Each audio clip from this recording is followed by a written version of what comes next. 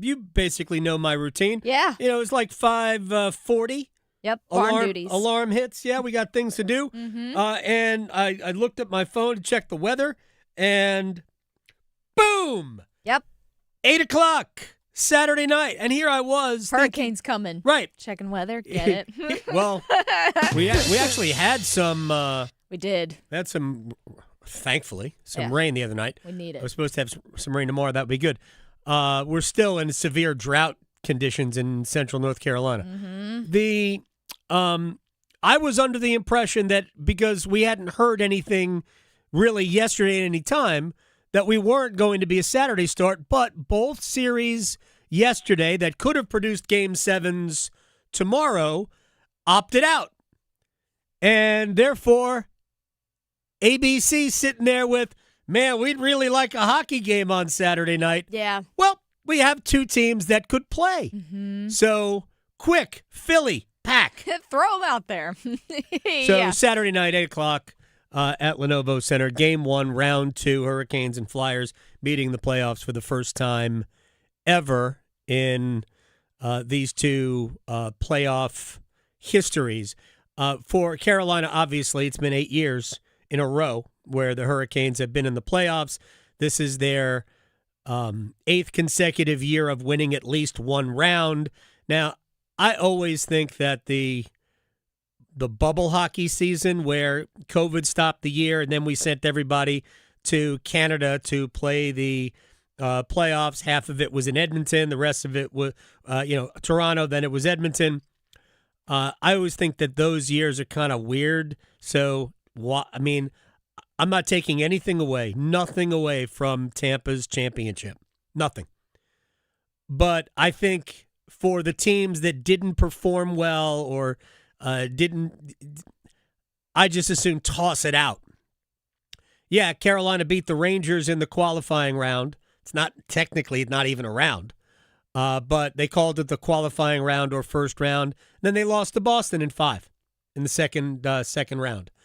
That was the only time Carolina has not made it to at least the conference semifinal round. It's the only time in the Rod Brindamore era. They have won at least, gotten to the Elite Eight, if you will, of the NHL in each of the last 8 years, other than that year. That was the last time Philadelphia won a round of the playoffs. They won their qualifying series and then lost in the next round as well. So, but if you eliminate that as meaning anything, the last time Philadelphia won a playoff series was 2012. And the head coach at that point was Peter Laviolette. Yeah. So it's been a minute. This Flyers team is good. They're young, but they're not really young. Like, they've got young pieces. Certainly, they've got a kid who was just playing in college a month ago in Porter Martone, and they have some other players who are in their early 20s. Actually, have even a couple of guys who I think are late teens. But there's also a lot of veteran players. What they are is playoff inexperienced, more than the average age is young. And yeah, they're younger than Carolina. But Carolina's got just as many really young players who are playing significant roles. Logan Stankoven, is 22 or 23? Jackson Blake, same thing. Alexander Nikishin's 24. Seth Jarvis is still a young player. Mm-hmm. This is year 5, I think, for Seth Jarvis in the league. So there's a lot of youth. But what Carolina has in greater numbers than anybody on Philadelphia is they have got playoff experience, even among young players. They have a ton of playoff experience. But I anticipate a good series. I think both teams can skate. Carolina might be a little quicker. Philadelphia certainly will have a somewhat of a competitive advantage, having played Wednesday. Not that long a layoff until Saturday night. But it's up to Carolina to not use that as an excuse and go about the business of just playing. So here we go. Let's get it started. And I do not know when Game 2 is. I don't think we're going to find out about Game 2 until we see the results of tonight. Mm-hmm. I think if all 3 series end tonight and there are no Game 7s on Sunday, I think you'll see those series. Maybe one of them will begin Sunday. And I think you'll see, everybody else get back to business Monday, Tuesday. Carolina could be Monday, could be Tuesday. But also, it might depend on what happens with the Sixers and the Celtics, who are headed, I believe, for a Game 7 right in Boston. So I don't know when Game 2 is. I also don't, because people have hit me up on Twitter already for this, I don't have free tickets for you. No. I don't. Although, and I'm apparently only allowed to tell those of you who are listening locally on The Fan in Raleigh, that apparently we do have tickets to give away here. Yes. Right? Mm-hmm. But I'm not allowed to tell you that. Yeah, just so forget people. I said it. Yeah, it didn't happen. Yeah. Hurricanes practice today, fully operational. Yes. Nick Ehlers back. Yeah, he was. Alexander Nikishin back, both wearing normal jerseys. So Nikishin out of concussion protocol, back on the ice. And this was, again, there's no way to truly know this, but after the game on Saturday night or Saturday afternoon in Ottawa, remember that's the game where Alexander Nikishin left with the concussion, he was apparently looking normal to reporters in the Hurricanes locker room in Ottawa. So, again, very fortunate that wasn't a longer-term issue. Yeah. But there's also we should always be prepared for this. When you suffer a concussion, 2 things happen. One, you're never fully out of the woods until a lot of time has passed. So I don't think anybody would be completely shocked if there was, even without a major collision, a relapse at some point. Again, I'm not trying to scare anybody. It's just that anytime we're dealing with a concussion, which if we called them what they are, a bruise to the brain, mm-hmm. I think we would take them a lot. And I'm not saying that this is not being taken seriously. It is. But we would, in our own minds, be able to process these things and understand that we really don't know how he's going to react when he plays. But also, we do know this. The next one's a little easier to get. So for sure. Hopefully, he'll be fine. Enough time will pass, and he'll get through whatever period he needs to get through in order to go back and play his normal game.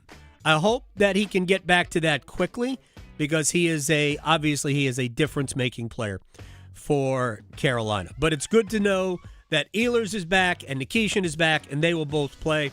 Will Carrier and Frederick Anderson both got the day off. They practiced not yesterday, the day before, but they are both expected in the lineup, and the Hurricanes will skate tomorrow morning in advance of Game 1. Here's Rod Brindamore, the head coach, on practicing during the layoff. I mean, you don't have to. You'd like to have a little bit of kind of pushback, but there's also a fine line on that too.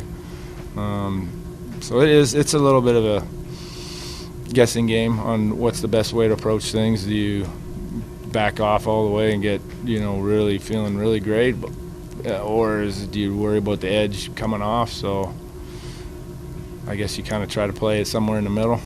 All right, now for Andrei Svechnikov, the last thing we saw from Andrei was him pummeling Tyler Kleven's uniform. The numbers, the nameplate on the back after the hit on Nikishin. Andrei talked about that yesterday. Scary hit, whatever ice, Nicky laying on the ice, just trying to obviously jump the guy, because that's when you play the physical game and you try to hurt someone, that's what is going to happen. I've been there many times, and so obviously, scary moment. Thank God he's fine and skating with us. I didn't talk with him today yet, but I think he is going to be good. Yeah, and it does look. All right, our friend Greg Wyshynski from ESPN What is the Flyers' mission against Carolina? Don't get frustrated. Carolina is like playing an anaconda. They just will surround you and smother you and suck the oxygen out of your offense. These are young Flyers players that, although they're very defensively responsible, they love to get in on the action. Offensively, guys like Matvei Michkov, guys like Trevor Zegras, and Carolina is very adept at frustrating you. So, we saw a little bit of an experience from the Flyers in the first round. They built a 3-0 lead against Pittsburgh and then struggled in the next couple of games to close them out. They're still a team that's learning how to win in the playoffs, and against Carolina, you have to be very patient. You can't overreact if things aren't working out well for you. But above everything else, they should get back to the antagonistic physical game they played against the Penguins earlier in the series, because I do think that there are players on this Carolina team that you can goad into taking some bad penalties if you get under their skin a little bit.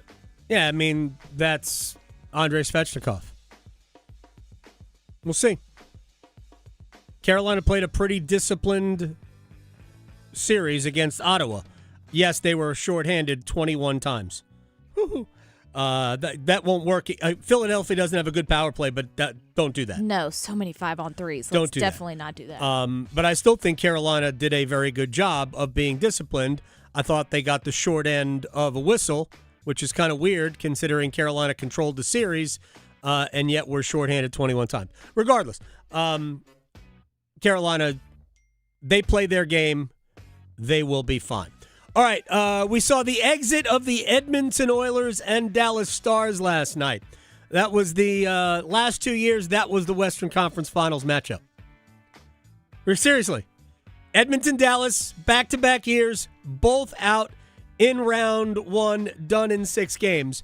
As a quick aside, I have not heard anybody talk about why does Dallas keep getting to this point and falling short?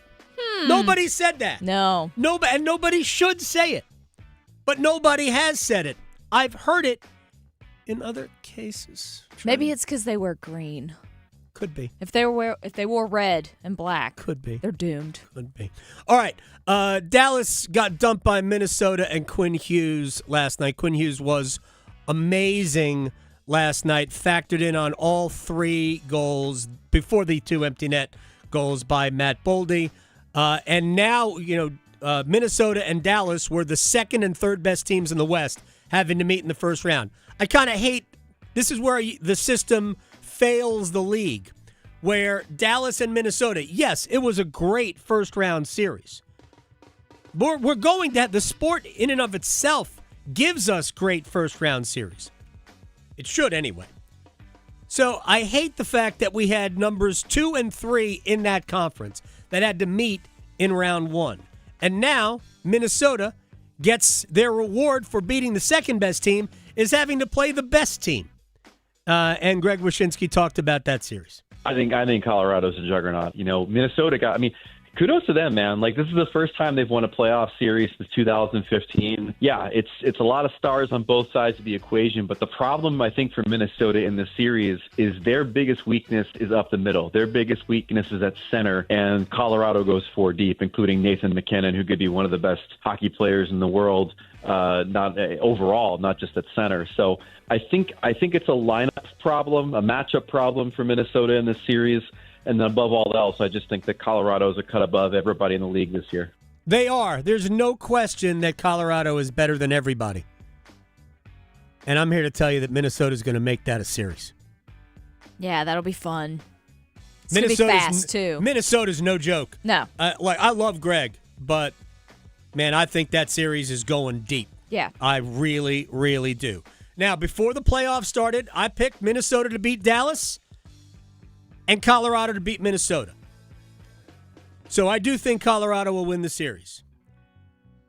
I think Colorado would have struggled with Dallas more than they will struggle with Minnesota, but I think this is a series that is going at least 6 games, maybe even the full 7.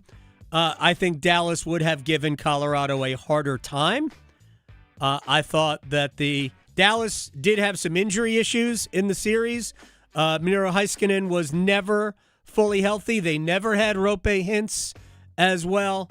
But also, I think Dallas was wrapped too tight in the series. I don't think they got great Jake Ottinger at all. Minnesota got better goaltending in the series, and the best player in the series happened to be Quinn Hughes. He was absolutely, last night he was just absolutely electric. So the Oilers never quite got it together. Really, it's not just this series. No. Connor McDavid and company couldn't catch up to the up-and-coming Ducks. Here's McDavid after the game. They played very fast, and we weren't very fast. It was just the opposite. They had a good start. We didn't, chasing the game. What was it about your game that you guys you found it in spurts, but you just couldn't maintain it? I guess what did you see out there in this? That's been the whole year. We've been searching for consistency all year. Obviously, we didn't find it here in the playoffs. Why? It seems like it goes back to game one. It's been all year searching.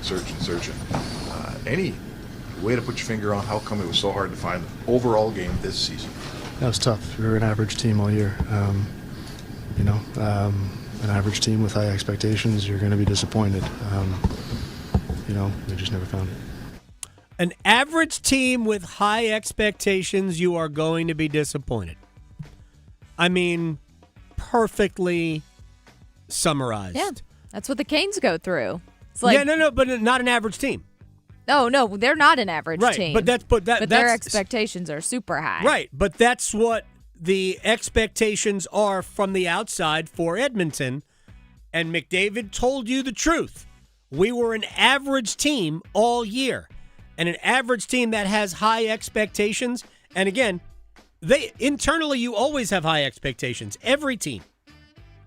But the outside couldn't look at the Oilers and go, well, man, if they win a round of the playoffs, they're fortunate. I thought they would beat the Ducks because the Ducks really weren't very good. But they couldn't even do that. I thought Edmonton would win that series and lose to Vegas in the next round. And they're not even going to get. By the way, it's what's interesting. If you want to have a good time, just get a couple of good, full belly laughs. Go back and look at how the media in Canada talked about Edmonton going into the playoffs. They basically laughed at the notion that the Ducks could beat the Oilers. They literally, so many people thought, like smart people, man, Edmonton could make a run and go to the Stanley Cup Finals again without actually watching them. Because here's the problem with the Edmonton Oilers. They have never addressed the real reason that they have fallen short. As great as McDavid is, best player on the planet, as great as Draisaitl is, as great as some of their other good, really top players are, the Zach Hymans of the world. And they missed Zach Hyman in the Stanley Cup Finals last year, although they weren't beating Florida anyway. No. Goal prevention has been Edmonton's number one problem for the last 5 seasons. So many seasons. Right? And it's not just the goalie. It's the way they play. It's the fact that they have never fully bought into, hey, we have these 2 game-changing, earth-shattering offensive players. They're going to get us goals. Our power play is lethal. It's going to score. If we just decided to not allow goals, we'd be in much better shape. So in the last 5 years, Edmonton, only once have they been top 10 in goal prevention. In other words, how many goals do you give up? They were 10th. That's it in the 23-24 season. The first year that they made, first of the 2 back-to-back Stanley Cup seasons. Other than that, they're essentially middle of the pack or back of the pack in goal prevention. If you allow too many goals, you're not going to win. Because when you get deep into the playoffs, heck, the second round is deep into the playoffs, those teams don't allow goals. The reason why the Flyers are here is because they don't allow a lot of goals. That's it. It's amazing to me that they haven't figured this out in Tampa. Yeah, there's a lot of support players that they probably should have held on to. But ultimately, it's a philosophy. And every year I see Edmonton go add another forward when what they really need is a defenseman or a goalie. And this year their goaltending was actually worse than last year's, which is kind of hard to believe because last year's goaltending was so weak. Anyway, Don't get it. But I don't know. We'll see what happens. By the way, Greg Wyshynski on the future for McDavid and company. Well, I mean, there's going to be a lot of speculation about whether McDavid will even be here next season if they don't make it out of the first round. I tend to believe that's overstated. He did sign a 2-year contract before the season to kind of create a window of opportunity for the Oilers to win with him. And I do think they'll probably get a little bit of a mulligan because of him being injured. I mean, they're going to have to do some soul searching about what this core looks like around him. And they know what the runway looks like. It's 2 seasons before he might be able to just leave as a free agent. If you've got chips to put in the middle of the table, you got to put them in now and try to maximize your opportunity to win, because time is running short for Connor McDavid being an Edmonton Oiler. 2 more years of McDavid at $12.5 million. Yeah. After that, and this is a pretty big offseason for them. A pretty big offseason for them. I think he needs to go to a different team if he's going to win the Cup. Or because they're not going to do. They obviously are not going to do what they need to utilize him. We'll see. They could start by maybe trading Evan Bouchard. Yeah. He's not helping them win, believe it or not. A guy who is as elite offensive defenseman, but really indifferent defensively. That guy's not helping you win. Unless you want to surround him with other defensive-minded defensemen. There's a lot of things that they don't do well. But constructing a team is certainly at the top of the list. McDavid can win or not win anywhere. I know everybody in the sport wants him to win badly. I will say this, that Edmonton getting eliminated in the first round makes it very difficult for him to win the Conn Smythe this year. Very difficult. I know there will be support for Connor McDavid. He says, mostly joking. Before we set up tonight, and Brendan Marks from The Athletic is going to join us coming up on the other side, because there are roster, things to talk about Duke, Carolina, NC State, also Duke's deal with Amazon for those 3 games. We have some things to talk about with Brendan Marks. If Vegas advances and they play tonight, we have Tampa at Montreal, Boston home to Buffalo, Utah hosting Vegas, Lightning, Bruins, and Mammoth all trying to stay alive. So if the Golden Knights advance, only Carolina and Vegas will be alive from last year's second round. We have at least 6 new teams in the second round of the playoffs in the NHL. That is awesome. And a lot of these teams weren't even in the playoffs last year. So it is going to be very, very interesting. All right. Brendan Marks from The Athletic covers, college basketball as a whole, concentrates obviously here locally in the 919. He joins us next. Because your fantasy football team needs all the help it can get, The Adam Gold Show on the North Carolina Sports Network. It's time for our 12 o'clock keyword in our Canes playoff ticket giveaway. This hour's keyword is TRIP. Text TRIP to 919-860-5326 for your chance to win a pair of tickets to a Round 2 Stanley Cup playoff game in Raleigh and help us sound the siren. Again, this hour's keyword is TRIP. Text the keyword to 919-860-5326 right now. Good luck from 99.9 The Fan, your official audio home of the Carolina Hurricanes. This Cinco de Mayo weekend, let's keep our community safe from drunk driving. If you celebrate a little too much, use a rideshare or designated driver. Amigos don't let amigos drive drunk. Think before you drink. From your friends at 99.9 The Fan and Ritchie Law Firm Injury Lawyers. It's not Monday, Wednesday, Thursday, Friday, Saturday, Sunday. It's Tuesday. The very first Tuesday. New scratch-off tickets are available on the first Tuesday of every month. Announcer said first Tuesday. Brand new scratch-offs, brand new fun. Now from the North Carolina Education Lottery. Every first Tuesday. Must be 18 to play. Problem Gambling Helpline, 877-718-5543. At the V Foundation, V is for victory over cancer. V is for victory over giving up. Don't give up. Don't ever give up. Join our team in the fight against cancer at V.org. It's bow time. Sometimes the craving for Bojangles Supremes is so strong you just gotta have them. Even when your gas tank is on empty and Bojangles is still 10 miles down the highway. Nothing beats the flavor of Bojangles' juicy golden Supremes, especially when they're part of a perfect combo with 4 boldly seasoned chicken Supremes, a made-from-scratch biscuit, fixin', and some legendary iced tea. The only thing that can satisfy your hunger is that delicious southern flavor. So when the craving is supreme, put the pedal to the metal. It's Bo time. There's no time like Bo time. Time to stop whatever you're doing for some of that one-of-a-kind Bojangles flavor. Satisfy your craving for flavor and your passion for boneless chicken with Bojangles 4-piece Supremes Dinner. 4 perfectly seasoned, Cajun-fried, whole breast tenderloin fillets, choice of fixin', a made-from-scratch buttermilk biscuit, and Bojangles' legendary iced tea. When you're hungry for flavor and value, it's Bo time. I lived alone in this apartment, and I'd had trouble with my landlord. Basically, he was a creep. He kept coming on to me, and I kept saying no. Then one night, I'm sitting on my couch watching TV.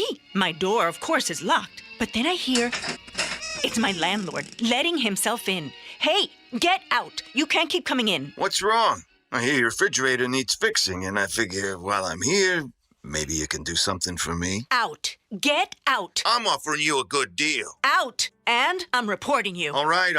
I'm leaving. Don't make a federal case of it. A federal case? Yes, sexual harassment in housing is against federal law. It's called the Fair Housing Act. If you are harassed, file a complaint with HUD. Go to hud.gov/fairhousing. That's hud.gov/fairhousing.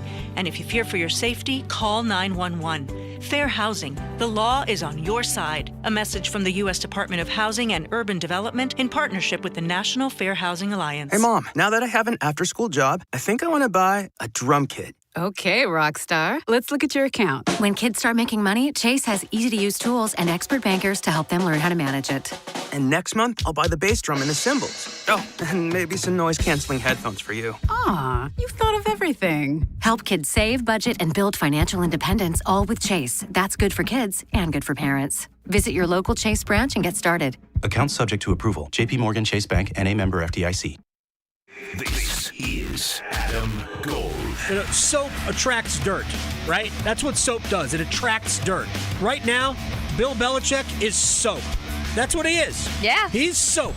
Yeah. He's attracting all this dirt. Or he's like an overripe banana and it's attracting all these gnats. The Adam Gold Show.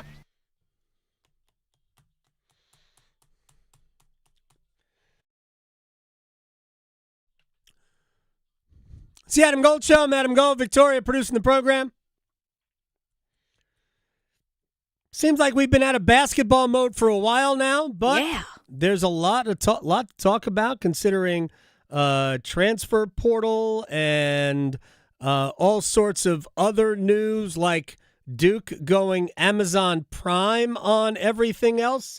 Brendan Marks, college basketball reporter for The Athletic, award-winning journalist, joins us on the Adam Gold Show. Let's talk about Duke in prime time, if you will. A 3-game series exclusive to Amazon Prime that will bring them, I would imagine, many millions of dollars. What are your thoughts on that?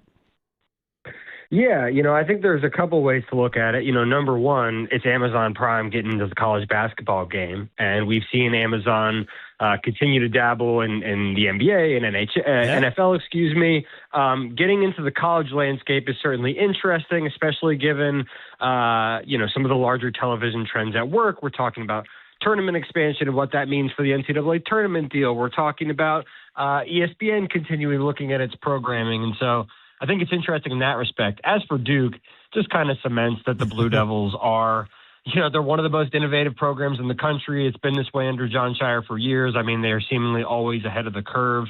The one thing, you mentioned financially, this is obviously going to be lucrative for Duke. Duke and a lot of programs have shifted away in the non-conference from like MTEs. We think about the Maui Invitational. Right.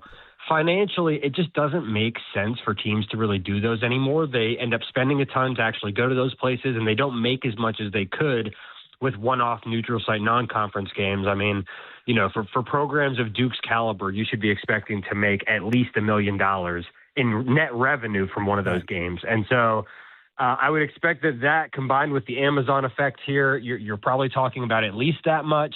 And in the era of revenue sharing, in the era of paying players NIL, having a legitimate outside deal like that with a worldwide partner in Amazon, it's huge for Duke kind of continuing to be at the forefront of college basketball innovation and financially being where they need to be competitive as contenders.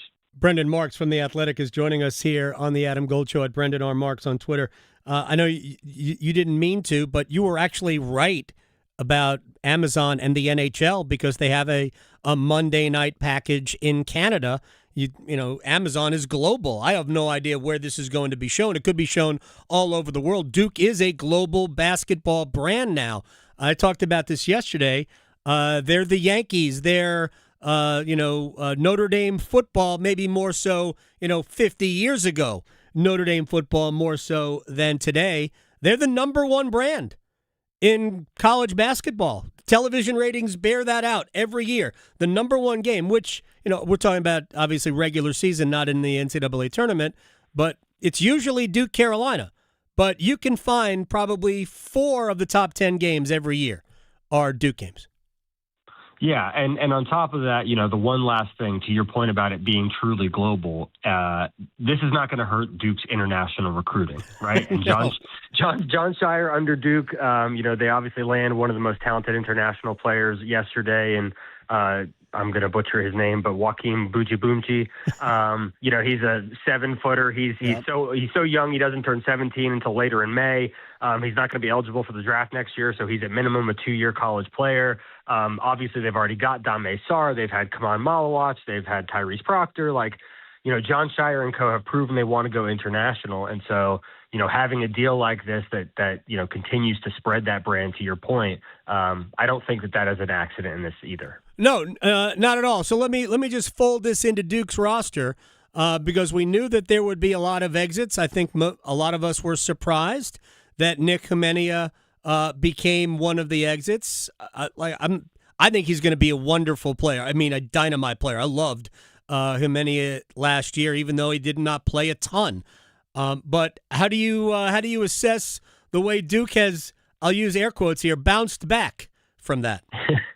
Yeah, no, I mean, look, this is going to be a top 5 team in the preseason and probably a top 5 team all of next season again. It's going to be one of the deepest perimeters and backcourts in all of college basketball. Getting back both Caleb Foster and Caden Boozer, bringing in John Blackwell, who for my money was the best guard in the portal, obviously the best scoring guard in the portal, a 19-point-per-game guy in the Big Ten. And then, per usual, a top 10, top 15, 5-star recruit in Duran Rippey Jr., you just have so many options for Duke in the backcourt. And then you've got Dame Sarr and Bryson Howard on the perimeter. The front court is what's interesting to me. Obviously, getting Patrick Gongba back is huge. But that 4-man slot, I think, is the one sort of question mark for Duke right now. Not in a bad way, just in who's going to kind of grab the bull by the horns. Right. Drew Charnowski coming from Belmont. I think he's going to kind of play that Malik Brown role. You've got 5-star freshman Cam Williams. Now you've got Boomchi. So it'll be interesting to see if Duke still adds another player. They were in the mix for Alan Graves, who I think is probably going to end up staying in the NBA draft. But you look at that roster top to bottom, it's a top 5 team. It's one that's going to be different from past Jon Scheyer rosters. It's going to be much more perimeter oriented, whereas historically, be it Kyle Filipowski, Cooper Flagg, or Cameron Boozer, Scheyer has played through one of those dynamic do-it-all forwards. Yeah, and maybe that actually benefits them in the NCAA tournament when it really becomes more of a guard-dominated game. Not that Duke didn't have good guards, but when your offense runs through your power forward, maybe it becomes a little bit more difficult to, massage a big lead in the second half. Brendan Marks from The Athletic is joining us here. Let me get to Carolina, who I don't know if they expected Henry Vissar to stick around for another year. 7-footers that can shoot the 3, I think, are NBA players, and I think Vissar will be a contributing NBA player. He's got to put on a lot of weight at the next level and probably defend better, but still, if you can shoot it from deep and you're that size, you're going to play. You're certainly going to make a roster. what are your thoughts on what they have done with their roster? Yeah, I've said this before. Henry Vesar's camp made no secrets that he was going to the NBA draft. I mean, I was being told that as early as like the ACC tournament that was their intention, and not in hey, we're going to go and test and see where we are, but in kind of like the situation that it was compared to me was Harrison Ingram a couple of years ago, where I think a lot of UNC fans looked at it and were like, wow, this guy is great, but he's going to be even better in his second season. He's going to take a larger role. And it's like, no, there's NBA interest in me right now, so I'm going to go do that. Overall, again, it's going to be a more perimeter-oriented lineup than I think UNC fans are used to. Matt Abel coming from NC State, I think is, one of the more underrated transfers probably nationally. I think that he has a ton potential. He is going to have to shoot the ball at a really high clip, just given the other pieces there. Neo Avdalas coming from Virginia Tech has first-round potential as well. I think he's going to wind up kind of being North Carolina's, primary ball handler, creator, so to speak. But again, has great size, 6'9", can play a little bit of everything on the perimeter. Terrence Brown is a scorer, maybe not the most efficient, but he puts the ball in the hole, and you do need that. Obviously the front court, again, it's, kind of like at Duke, it's, you don't have a Patrick Kungba back. Right. You go to the international ranks, you get a Keita, who I think is tremendously talented. How ready he'll be to be a day one college basketball starter, I'm not totally sure about. But I think North Carolina's roster is still in flux. We'll see if they can add. I would expect them to add another international player, probably another international front court addition. But Michael Malone and co, they're not done. But the perimeter at North Carolina encourages me for sure. Yeah, another Barcelona player, by the way. So 2 Barcelona players coming to the Triangle. Brendan Marks is joining us here. Real quick, have we completely ruled out the potential return, thanks to a lawsuit by Seth Trimble? Yeah, I think 5-5. There is significant momentum for it from the NCAA, but ultimately the mess that it would create if you allow current seniors to be grandfathered back into the system. You're going to see lawsuits. Don't get me wrong. There are going to be people who challenge to get eligible. But the NCAA is making it pretty clear that anybody who is entering college next year or anybody who is a senior in college next year, they're the ones who are going to be, sort of grandfathered into this rather than players who eligibility was set to expire. So, again, there will be lawsuits. There are always lawsuits. We'll see what ends up happening in court. That's, kind of how these eligibility determinations have been made in the modern era. But as of right now, the NCAA's hope is that players like Seth Trimble, players who are out of eligibility, Malik Brown at Duke, that they're done and they will not be able to return next year. The only reason I bring it up is because, and I know there will be legal challenges to it because there are legal challenges to everything, is that group of players also had to deal with not the end, but really the influx of players sticking around based on COVID. And a lot of players were getting, a 5th or a 6th, sometimes even a 7th year of eligibility, and those players had to deal with that roster glut as well. It might not even take a creative attorney to win that, but the NCAA, if they win anything, they win the eligibility fights. They have been fairly successful in that. It's not normally stuff that you and I talk about, but I know you got thoughts on NC State's roster. I've used this as a guide. They have built their roster, it seems, off of mid-major teams. It's like if you're looking at European football, they're rating Bournemouth for all of their best players, but there's a lot of good mid-major players who are going to play at NC State next year. Yeah, I mean, there's been a lot of good major play. I mean, Yaxel Lendenborg came from the mid-majors, and he was a first-team All-American and the best player on a national championship team, and now he's going to be a lottery pick. Now, I'm not saying that NC State is getting anyone of Yaxel Lendenborg's caliber. He was one of the best transfers in all of probably the best transfer in the sport. But, yeah, I mean, I think the Hammond kid from Santa Clara can really play. And again, it's, they got he's not a mid-major guy, but the Maryland kid, Darius Adams, think that he's an interesting addition too. The thing is, we don't really know anything about what kind of team Justin Gainey wants to have. We don't know what kind of style of play they're going to have. Like, and you could kind of say that about Mike Malone at UNC to the same extent, but you do have head coaching experience that you can look at with him. Right. There is obviously an absence of that with Gainey. So again, it'll be interesting to see. I think a lot of NC State fans, the Paul McNeil ship has sailed. I know there's still no final decision. I'll just leave it at that. I think that it is, unlikely, but not impossible. But on the whole, yeah, I mean, comparatively, is NC State going to be a team that's competing for the top 4 in the ACC next year? No. But is it a team that, especially with an expanded NCAA tournament, can be like on the bubble again to make it in? Yeah, that's about what my expectation is for the Wolfpack, given the roster they've put together so far. Are you excited about a field of 76 now, Brendan? Couldn't be less excited. I mean, I wrote a story about this earlier this week. If you go and you look at the teams that were getting into the field, I mean, even the first 4 this year, there was no better example of why the tournament did not need to be expanded than this year's next 4 in. The first 4 out this year, you had Indiana, which lost 6 of its last 7. You had Auburn, which was 1 game above 500. No team has ever gotten into the field being 1 game over 500. And then you had Oklahoma, which lost 9 straight games in the SEC in January and February. I mean, what about any of those teams says that they deserve to be in the NCAA tournament? Right. So, again, it is one of the few things in sports where seemingly nobody wants this to happen, and yet it's going to anyways. I think that the argument about access is it's a fraud. It's a charade. Yeah. This is about revenue.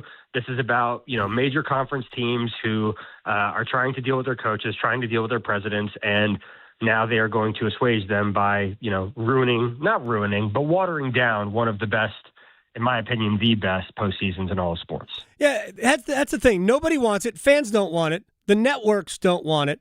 It's not really going to make anybody more money, right? Because it's at best it's a break-even proposition, even if the networks will fork over a little bit more money to the NCAA because of more games.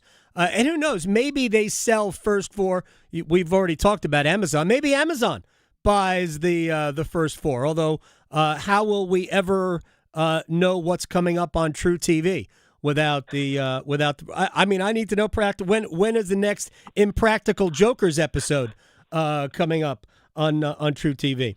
But nobody really wants it. I talked to Seth Greenberg yesterday. We'll close on this, Brendan, and he was talking about the experience for players. Well, if we're really talking about that, because I don't think it's about that, then why don't we just let everybody in? If that's what it's about, why don't we just let everybody in so everybody can have the experience of being in the NCAA tournament, and then of course we diminish the experience. Right. Yeah. I mean, all due respect to Seth Greenberg, but a guy who couldn't get into the NCAA tournament is probably going to be in favor of expanding it.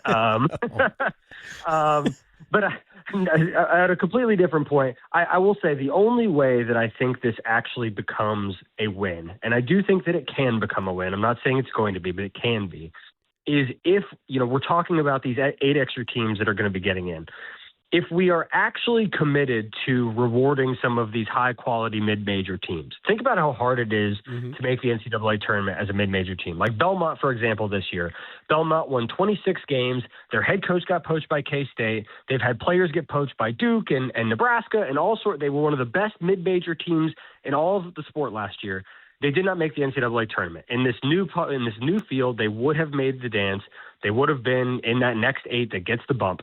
If a team like Belmont gets in, and a team like Belmont can win a game and earn the NCAA tournament financial unit that comes with winning a game, even if it is in that expanded first round on Tuesday and Wednesday, $2 million may not seem like a lot to Duke or NC State or to North Carolina, but $2 million to Belmont, $2 million to Murray State, $2 million to Queens in Charlotte. Some of these smaller schools, when they get that sort of money, it is huge for the overall financial health of their athletic departments. And so if the committee is going to actually reward those high-quality mid-major teams who it's harder than ever for them to schedule high majors when they say, oh, you haven't played anybody, that's because the high majors don't want to play them because they don't want to lose because they have everything to lose and nothing to gain. If you actually reward those mid-major teams, give them a chance to help themselves financially and to prove that they belong, everybody in the sport, fans, everyone wants to see mid-majors do well in the tournament. That, I think, is the one way that this can turn out to be a beneficial system. but obviously we're not going to know what that looks like until next year and have a couple of years of data. But my hope is that those 8 spots are not just going to go to the Indianas and the Auburns and the Oklahomas of the world, but that they'll go to the Belmonts. It'll go to the Indiana States from a few years ago. It'll go to real quality mid-major teams that they lose one game in their conference tournament. They should not be punished and have their seasons end like that. But you and I both know that it's unlikely to end up that way. We'll have a parade of major conference teams because those are the people who are pushing for it. The 4 leagues, the 4 power leagues, those are the only people really pushing for it, and they control the purse strings. Brendan Marks from The Athletic. I appreciate your time, man. Enjoy whatever is next. I guess we still have portal stuff to deal with, but I'll talk to you soon. Absolutely. Thanks for having me. You got it. Brendan Marks here on The Adam Gold Show. One-timers, go to YouTube, search Adam Gold Show or 99.9 The Fan, put your question in there. We are ready for round 2. Next. His Zamboni is bigger than yours. The Adam Gold Show on the North Carolina Sports Network. Most people out here think that taking care of one another is important. And most people would step up for a neighbor going through a tough time. Most people around here help out friends and family when they need it. But the funny thing is, most of us won't look for help when we need it. If you're struggling with mental health, you should know that there are resources out there that can help. And it's okay to talk about it if you need to. One place to get started with information is loveyourmindtoday.org. Loveyourmindtoday.org offers a range of guides, instructions, and insights for dealing with difficult situations or getting through a tough time. If you're struggling with mental health, get the help you need, because most people out here really care. Visit loveyourmindtoday.org. That's loveyourmindtoday.org. Brought to you by the Huntsman Mental Health Institute and the Ad Council. As public power customers, we experience fewer outages and faster restoration than customers of other electric providers. But the benefits of having a locally owned electric system go far beyond unbeaten reliability. Our local public power employees support our community, providing electric hookups for events, installing and maintaining ballpark lights, holiday lights, traffic lights, street lights, and more. Local people working together to meet local needs. That's the value of public power. Learn more at electricities.com. Hi, I'm Cherie Sample Hughes, Women in Government Board Chair. Alzheimer's disease often starts subtly with a memory slip, lost word, or forgotten appointment. For patients experiencing memory and thinking issues, there are FDA-cleared blood biomarker tests that can help detect the buildup of proteins in the brain that can lead to the symptoms of Alzheimer's disease. That's why early detection and diagnosis are so important. Sharing details about your memory and thinking issues with your doctor can help determine if testing is right for you. Find more at womeningovernment.org. You know the only feeling sweeter than opening a college acceptance letter? Knowing that you'll be able to pay for tuition however far you go. The first step? Completing the free application for federal student aid, or the FAFSA for short. Find out how much money for college you qualify for. Grants, scholarships, and other opportunities are waiting. How far can you go? Find out at cfnc.org/FAFSA 101.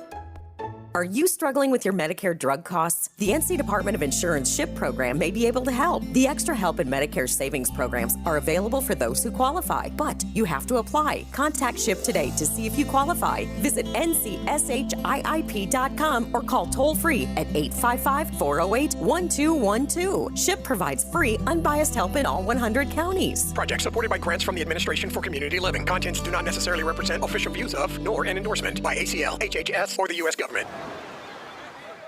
Hear that? That's the sound of your life. Perfectly imperfect. Beating in rhythm to the world you've created. But every time you drive after drinking, the music gets drowned out. Your life sounds pretty great. Don't let a buzz ruin it. Buzz driving is drunk driving. Don't drive buzzed. A message from NHTSA and the Ad Council. Your child's doctor shares your goals. A healthy future for your child. Doctors recommend vaccines throughout childhood because they protect what matters most. Your child's future from preventable disease and serious illness. Discuss any questions you have and check that your child is up to date and talk about any concerns. You're right to have questions. Get real answers. Start a conversation with your doctor today. Visit vaccinesforkids.nc.gov. Paid for by NCDHHS. This is Adam Gold. From William, what does Jarvie need to do to get going? Candy, like sour worms. Oh, for sure. He's probably one of those psychos that likes warheads. Yeah, nerds. He would eat those. Yeah, get a whole bag of those, Seth. Yeah, go nuts. Exactly. The Adam Gold Show. It's the Adam Gold Show. I'm Adam Gold. God, I sound terrible in that promo. But it was so funny. It was funny. I sound much better now, don't I? Mm-hmm. Not really. Victoria's here. I'm Adam Gold. We're going to do one-timers in a second. Jack Adams Award, Coach of the Year finalists have been announced. And no, of course not. Rob Brendamore, not a candidate. John Cooper of the Lightning. Their season hangs in the balance today. Dan Muse, Pittsburgh. For my money, he's the winner. And Lindy Ruff, who only gets credit for Buffalo's turnaround, not for the fact that they needed to turn it around. Because they fired the general manager. It basically has nothing to do with the way the team performs on the ice. Because he just creates the roster. But Lindy Ruff, a finalist for the Coach of the Year award. For me, Dan Muse, easy winner. One-timers. Okay, first up, I'm going to start with Mindy because she's awesome, and she is back Mindy. on her fill in the blank. She means one-timer. I love them all, Mindy. She says, as always, for both of you, would you rather ride in a spaceship or submarine? And she said, me, a sub for sappy reasons. Her grandpa was a World War II sub vet. Aw, I love that. My grandpa was in World War II as well. So that's spaceship. I would have to pick spaceship too. Submarine, very cramped. Yeah, I was. Yeah, very cramped. I'd be very concerned, Yeah. especially after that little submarine. Plus, I would kind of like to be weightless. Yeah, I know. Maybe you'll see an alien or something. I don't while care you're out about there. that. I would just like to experience weightlessness. Yeah, there you go. This one from Jake. This is all you. How excited are you for Liverpool versus Man United this weekend? Hoping for the sweep as a United fan, but feeling it will be a battle and ultimately a tie. No. Liverpool's going to Old Trafford and doing what Liverpool does at Old Trafford, and that's win. Nice. Easy peasy. Lemon squeezy. I'm going to be wrong, but I'm trying to speak it into existence. Let's see, from Howard. We hear all the time about the depth of the Canes forwards and D-line. Can you comment on the impact of a player like Will Carrier?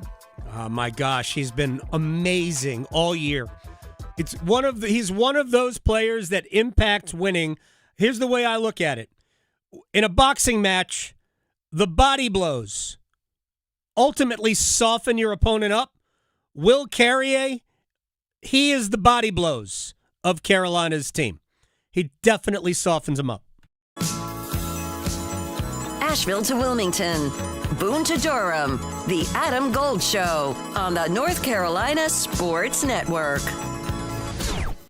I don't care what you got, just give me that. One goal. Nikishin, Ehlers, scores on the power play. Verdeen wide open, rebound, and what a save by Anderson. Hoist Lord Stanley's Cup. Sebastian Aho in, short hit back in, scores!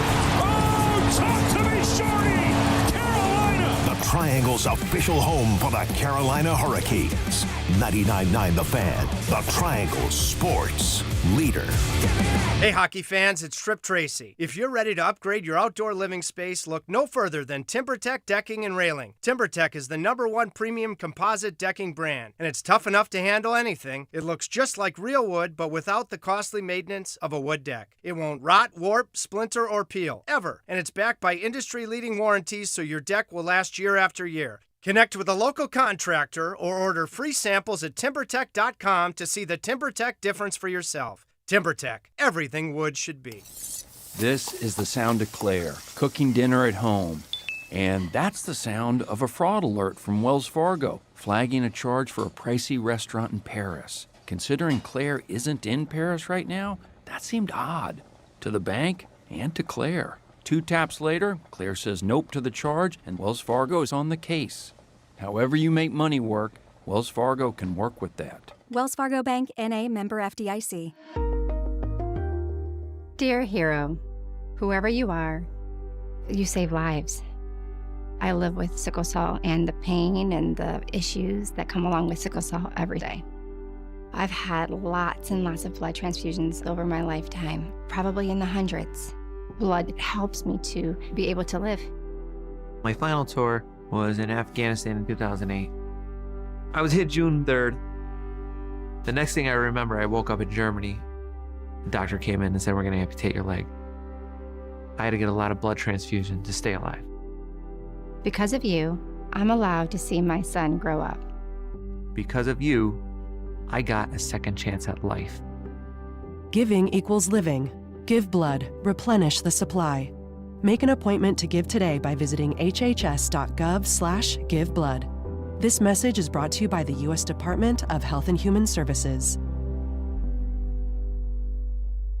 I'm a wife and the mother of 2 kids. And when I get to work in the precinct house and put on my uniform, I can tell you, as a police officer, we're building partnerships. This should be happening everywhere, so the police should be reaching out to this community, and this community should reach out to the police. That's the way to make this a safer place. Start the conversation and help stop crime. To learn the 5 things you can do, go to ncpc.org/preventviolentcrime. A message from the National Crime Prevention Council and the Bureau of Justice Assistance. To some, a baby's babbling doesn't mean much, but it does. Especially if there's no babbling at all.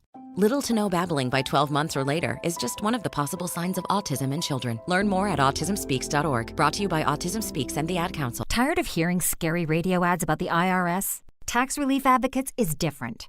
TRA is here to tell you that if you owe money to the IRS, whether it's $5,000 or $500,000, we have a solution. TRA can eliminate or reduce what you owe to the IRS with zero risk to you. We have over 1,000 5-star reviews on Google and an A+ with a BBB. End your tax nightmare today by visiting TRA.com or call 800-583-6681. That's 800-583-6681. I'm attorney Brian Ritchie. Getting hurt in a car wreck comes with all kinds of stress and frustration. But when you call me, I'll be on top of all of it. So all you need to worry about is getting better. If you've been injured in a car wreck, I'm on top of it. Contact us at ritchielaw.com. Broadcasting live from the Eagle Leasing Studio. WCMC HD1 Holly Springs. 99.9 The Fan. The Triangle Sports Leader. Carolina skates it out. Huge block now. Sent out in front. They score! Taylor Hall! And that's got to feel good for number 71, Carolina. In the lead, 1-0. Miller looking for some room. Work here as Carolina moves it around. Miller shot off the sidewalk. He scores! Logan Stankoven! 4 games, 4 goals, and on the power play, the Canes have taken a 2-1 lead here in Ottawa in Game 4. It's the Adam Gold Show. I'm Adam Gold. Victoria is producing the program.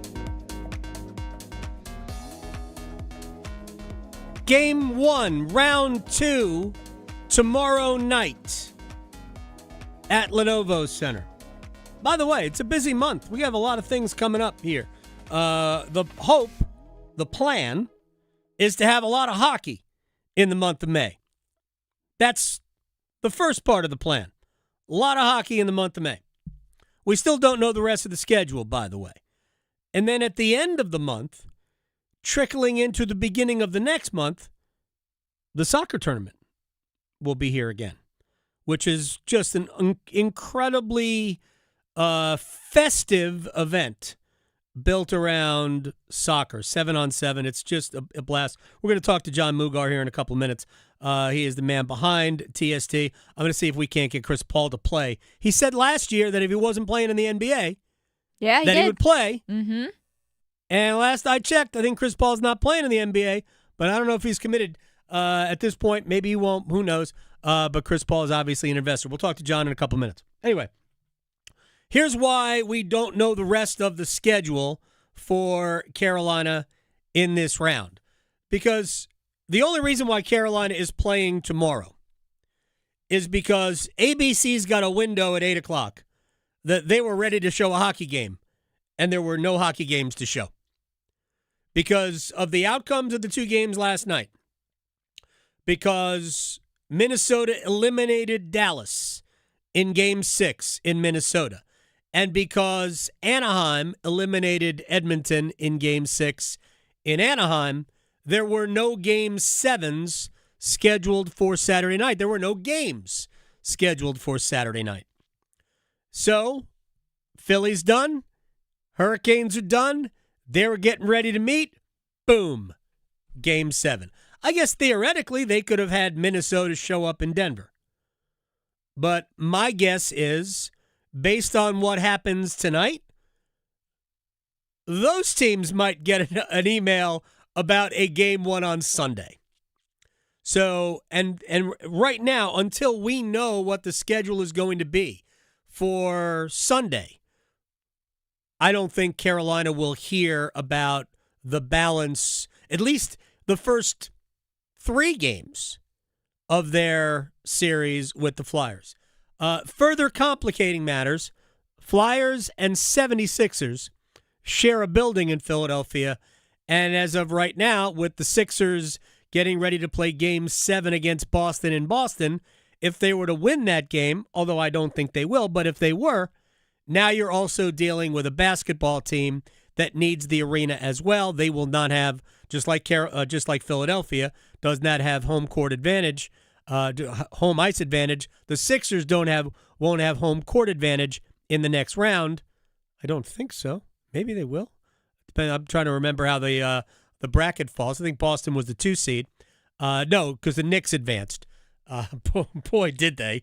I saw the score of that Knicks game right before halftime. It was like 83-39 or something. I'm like, wow, that is just a savage score.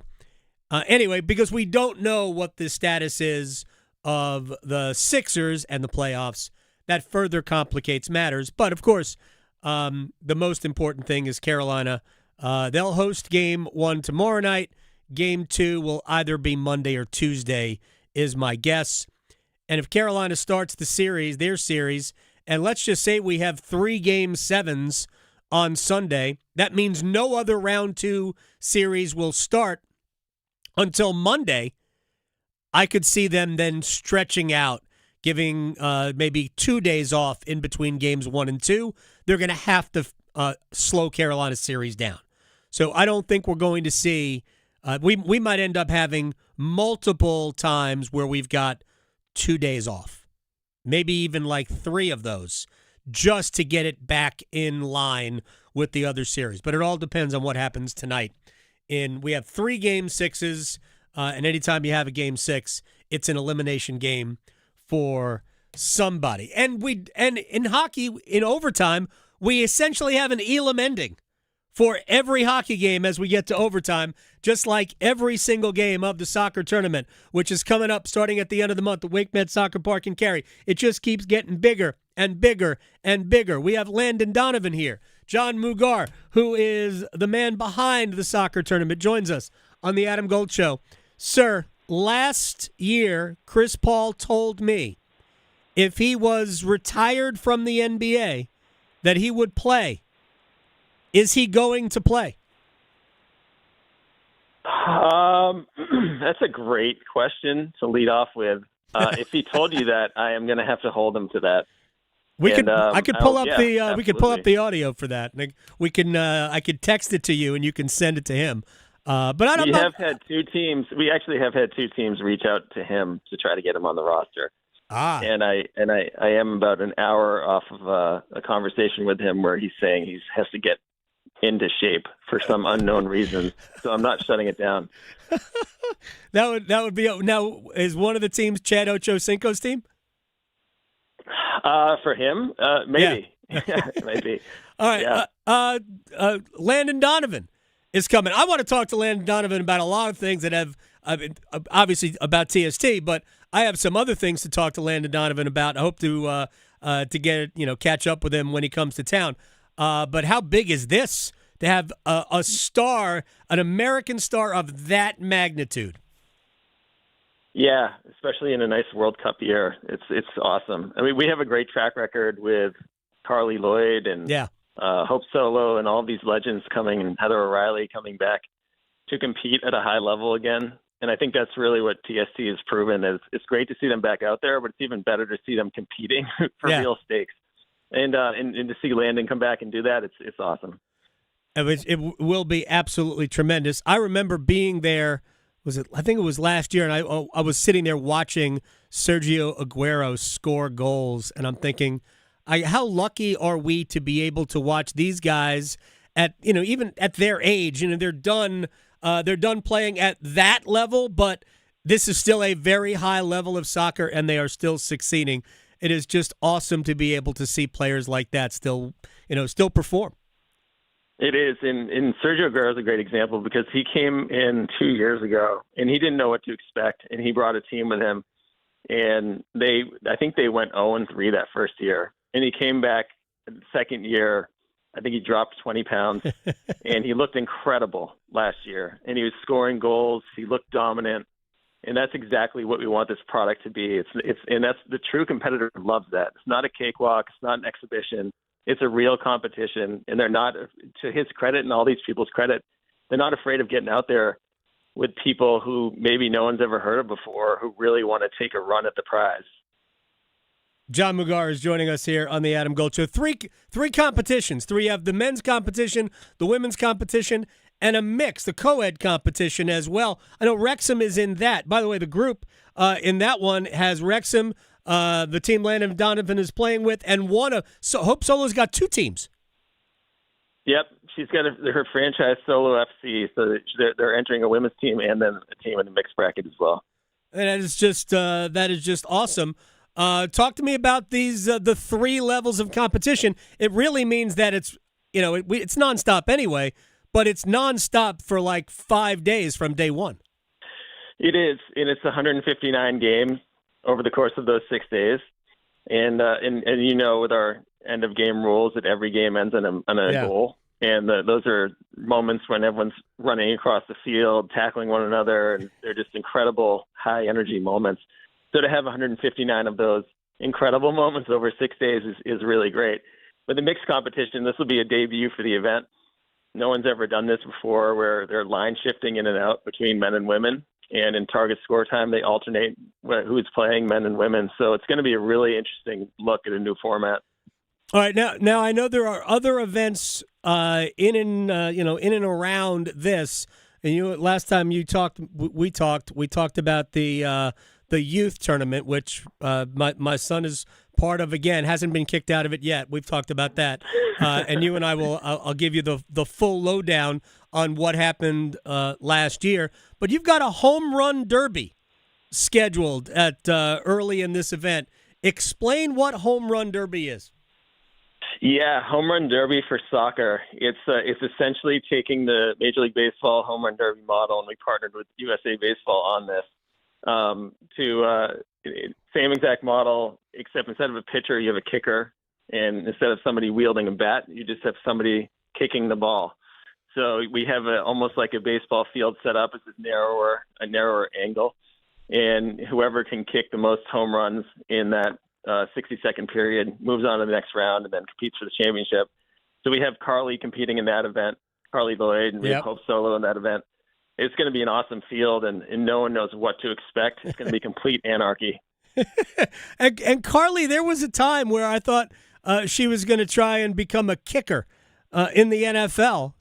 I'm sure she's good at this. Yeah, she's the favorite. I mean, we don't know if she's good because we just invented this whole thing. And she's like, "Wait, what am I doing?" And so we'll tell her where to go and what to do at what moment, but it'll be an opportunity, a world debut of an incredible new event. Man, that is absolutely amazing. A couple of quick things before I let you go, because you're always coming up with new things. What do you envision is the next step for something like this as we embark on a new long-term deal to keep it right here in Cary? I know. We are adding a lot this year, so I don't want to gloss over everything we have to pull off 4 weeks from now. But that is really the mission. Like I view this, we're a huge wedding planner, and it's a wedding for 50,000 people, and we have to keep doing a new thing every year, and delivering incredible, unique value to all the fans. And like that's really why we don't sleep at night, is we want to try to think of new ways and new competitions. So I think, to answer the question, I think more competitions, more types of formats. We expanded into 3. We're now giving $3 million away over the weekend. So I think coming up with different ways to appeal to different types of soccer players and enthusiasts is really our goal.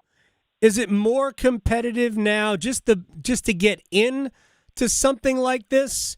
Do you fill up faster than you, obviously, I'm sure you fill up faster now than you did then, but is the crush, I mean, does that happen earlier? I mean, explain how that whole thing has developed over time. Yeah, we start onboarding teams in September 1 because the demand is so high. So every year during the event, we'll get over 100 teams who see the event for the first time reaching out to us and saying, how do we be in it? And so we build up this pipeline. At this point, we've had over 1,000 teams since we started in 2023 saying that they want to play in the event. So we have well over 1,000 teams and people that want to enter one way or the other. And it's truly a global event.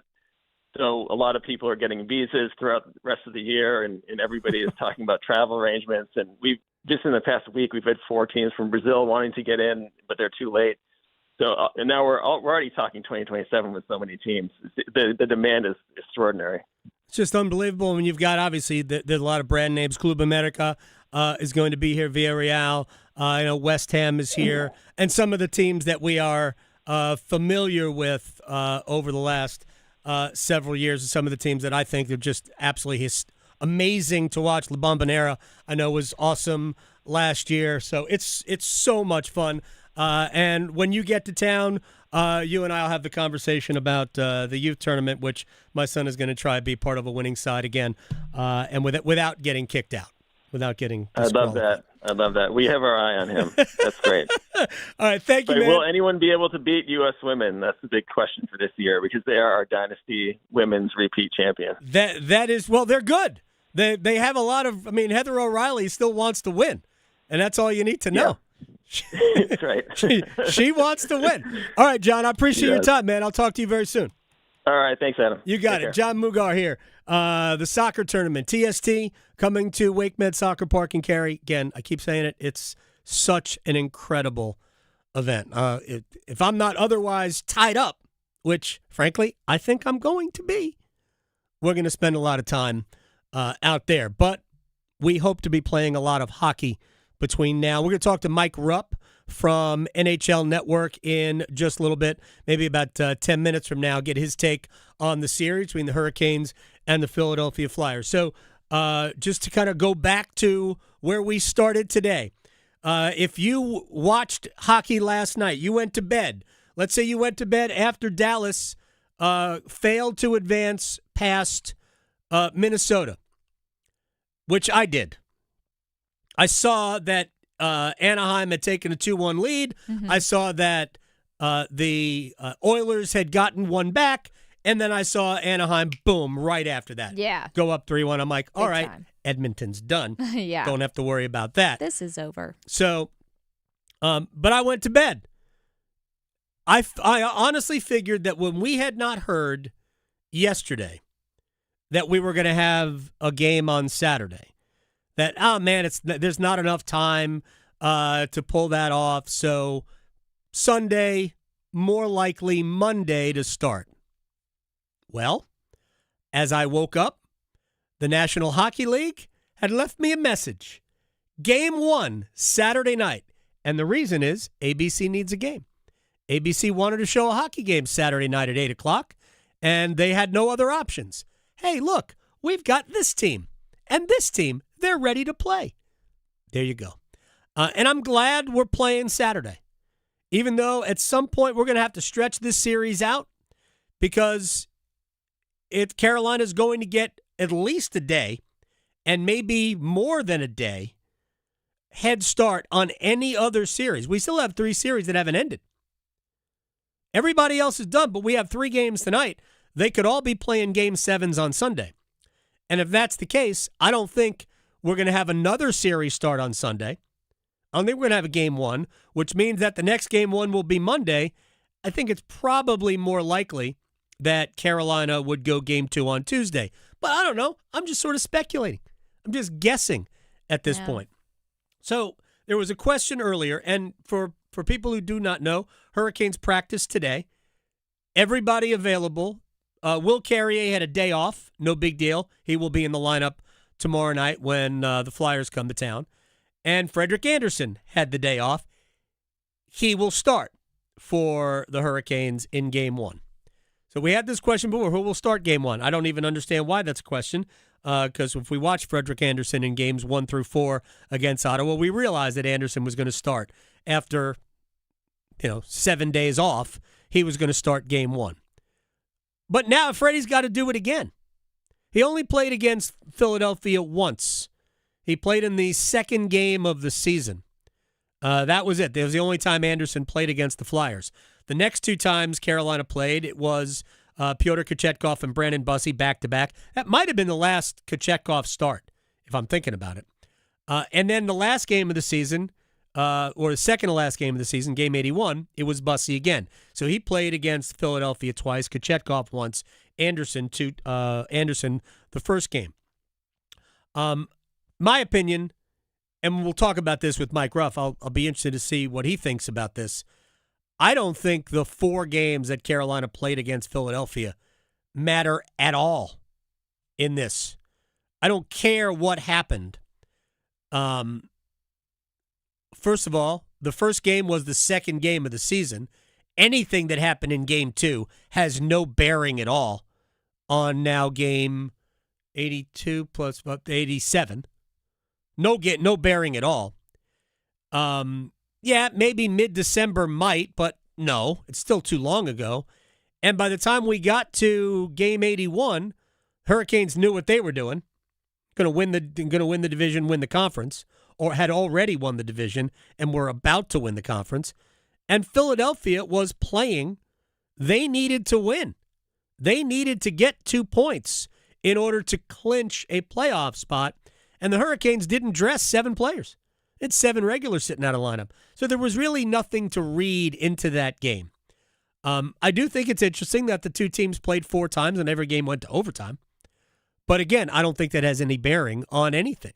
Just like the fact that I don't think Sebastian Aho scored a goal in the 4 games. Don't think that matters at all. And he only scored 1 goal, real goal, 2 empty netters, in the series against Ottawa. I do find this not interesting, just this is a point of fact. The Hurricanes scored, exclude the 2 empty net goals that Aho scored in Game 4. The Hurricanes scored 9 goals in the 4 games. 4 by Stankoven, 2 by Hall, 1 by Blake. 7 of the 9 goals came from that trio. Now, a couple of those are power play goals, but those 3 guys are on the power play unit together. So I find it like that's how Carolina separated themselves from Ottawa. The top lines essentially canceled each other out. Drake Batherson had a great series, scored 3 goals. Tim Stützle had none. Brady Tkachuk didn't have a point. And I thought Carolina's top line of Aho, Svechnikov, and Jarvis did a very good job defensively. Yeah, those guys had chances to score. They could have scored. I think Carolina, especially later in the series, games 3 and 4, I thought they really limited Stützle. And yes, Tkachuk was removed from that line in like middle of game 3. But I thought Carolina really limited Stützle completely in the last 2 games of the series. But it was that Stankoven line that Ottawa had no answer for. Real quick, my opinion about these 2 teams, and then we'll break, and Mike Rupp will join us on the other side. Philadelphia reminds me a little bit of Carolina. Not of the Carolina that made the playoffs the first year, because this is Philly's first playoff appearance in a minute. But there is a top line for the Flyers. But primarily, I think the reason why Philly beat Pittsburgh was I thought Philadelphia's depth was superior to that of the Penguins. They obviously have their top guys, and Porter Martone has become a top guy for them, even though he was in college a month ago. And Trevor Zegras is that top guy. But I think that Philly has been really good in that series, was really good in that series, based on their second line, their third line, their depth has been really, really good. So I think it'll be a fun series. I don't know if we're going to have a lot of goals or not. I think that'll be up to Carolina. I do. If the Aho line plays well, I think we can count on Stankoven's line to produce. But if the Aho line plays well, I think Carolina will have a lot of success in the series. And if they struggle to produce, I think we're going to be here a long time. We'll see if they can get out of this series quickly or not. I don't know. Just get out of the series. That would be fine. Just advance. Don't care in how many games. Mike Rupp's going to join us from NHL Network. He will join us next. Still arguing whether hockey or golf has the tougher dress code? The Adam Gold Show on the North Carolina Sports Network. It's time for our 1 o'clock keyword in our Canes playoff ticket giveaway. This hour's keyword is air. Text AIR to 919-860-5326 for your chance to win a pair of tickets to a Round 2 Stanley Cup playoff game in Raleigh and help us sound the siren. Again, this hour's keyword is air. Text the keyword to 919-860-5326 right now. Good luck from 99.9 The Fan, your official audio home of the Carolina Hurricanes. We've made it to Friday, so maybe that means it's time for some motorcycle therapy for you too this weekend. I'm Victoria Vodnecker here for Law Tigers, and kicking off a weekend might mean a new adventure on the open road, or maybe there's a charity ride you're participating in, or maybe it's just a beautiful day and you want some time to unwind. The folks at Law Tigers understand because they're riders too. They're 100% part of the community, so they also know what it feels like to get into a wreck on your motorcycle. Now, that's definitely never the ideal situation, but accidents can happen, and it's important to remember to call 1-800-LAW-TIGERS before you call your insurance company. It's not just what they do, but it's who they are, so they know the value of your bike, your gear, the investment that you've put into it. The insurance company just wants to pay you the least amount possible, so your case evaluations are always free at Law Tigers, and they won't get paid until your case is settled. Call 1-800-LAW-TIGERS, North Carolina's motorcycle lawyers. Law Tigers is a network of independent law firms who are members of the American Association of Motorcycle Injury Lawyers. Law Tigers is not a law firm. Accidents happen, and they can happen at any age. That's why Chapel Hill Family and Cosmetic Dentistry provides complete everyday dental care for your entire family, from the littlest athlete to adults ready for a healthier, more confident smile. Oh, nice. Dr. James Ferguson and his team are here for everything from routine care and cleanings to advanced treatments, so everyone can enjoy a strong, healthy smile. Schedule your visit today at chapelhilldds.com. It's bow time. There's something special about the first bite of a Bojangles Cajun Filet biscuit, like an edible alarm clock that slaps you awake with bold Cajun flavor. The moment you sink your teeth into that soft, fluffy, made-from-scratch biscuit, then strike gold with a juicy piece of fried chicken, you'll know. Nothing beats the first bite, except the second first bite. Get a Cajun Filet biscuit combo today at Bojangles. It's bow time. It's bow time. Time to satisfy your craving for Cajun with a Bojangles Cajun Filet biscuit. Enjoy a Cajun fried filet tucked inside a hot made-from-scratch buttermilk biscuit. Make it a combo and add your choice of fixin' and legendary sweet tea.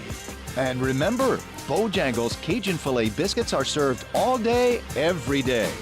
Bojangles Cajun Filet biscuit. When you're hungry for flavor and value, it's bow time. I will be right by your side. Women can have it all, including heart attacks. But symptoms like jaw pain, nausea, unusual fatigue, dizziness, and backache are often different and more subtle than for a man. The fact is, heart disease is the #1 killer of women. Know the signs. Learn more at getheartchecked.org. From Women's Heart Alliance, in partnership with Women Heart.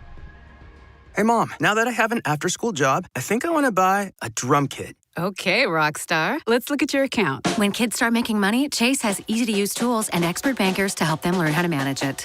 And next month, I'll buy the bass drum and the cymbals. Oh, and maybe some noise-canceling headphones for you. Aw, you've thought of everything. Help kids save, budget, and build financial independence, all with Chase. That's good for kids and good for parents. Visit your local Chase branch and get started. Account subject to approval. J.P. Morgan Chase Bank, N.A. member FDIC.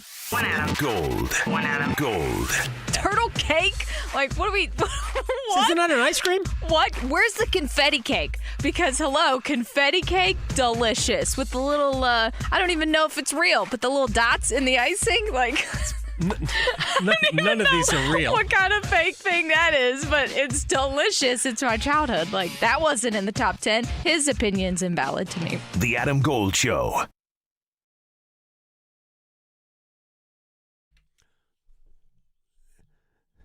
It's the Adam Gold Show.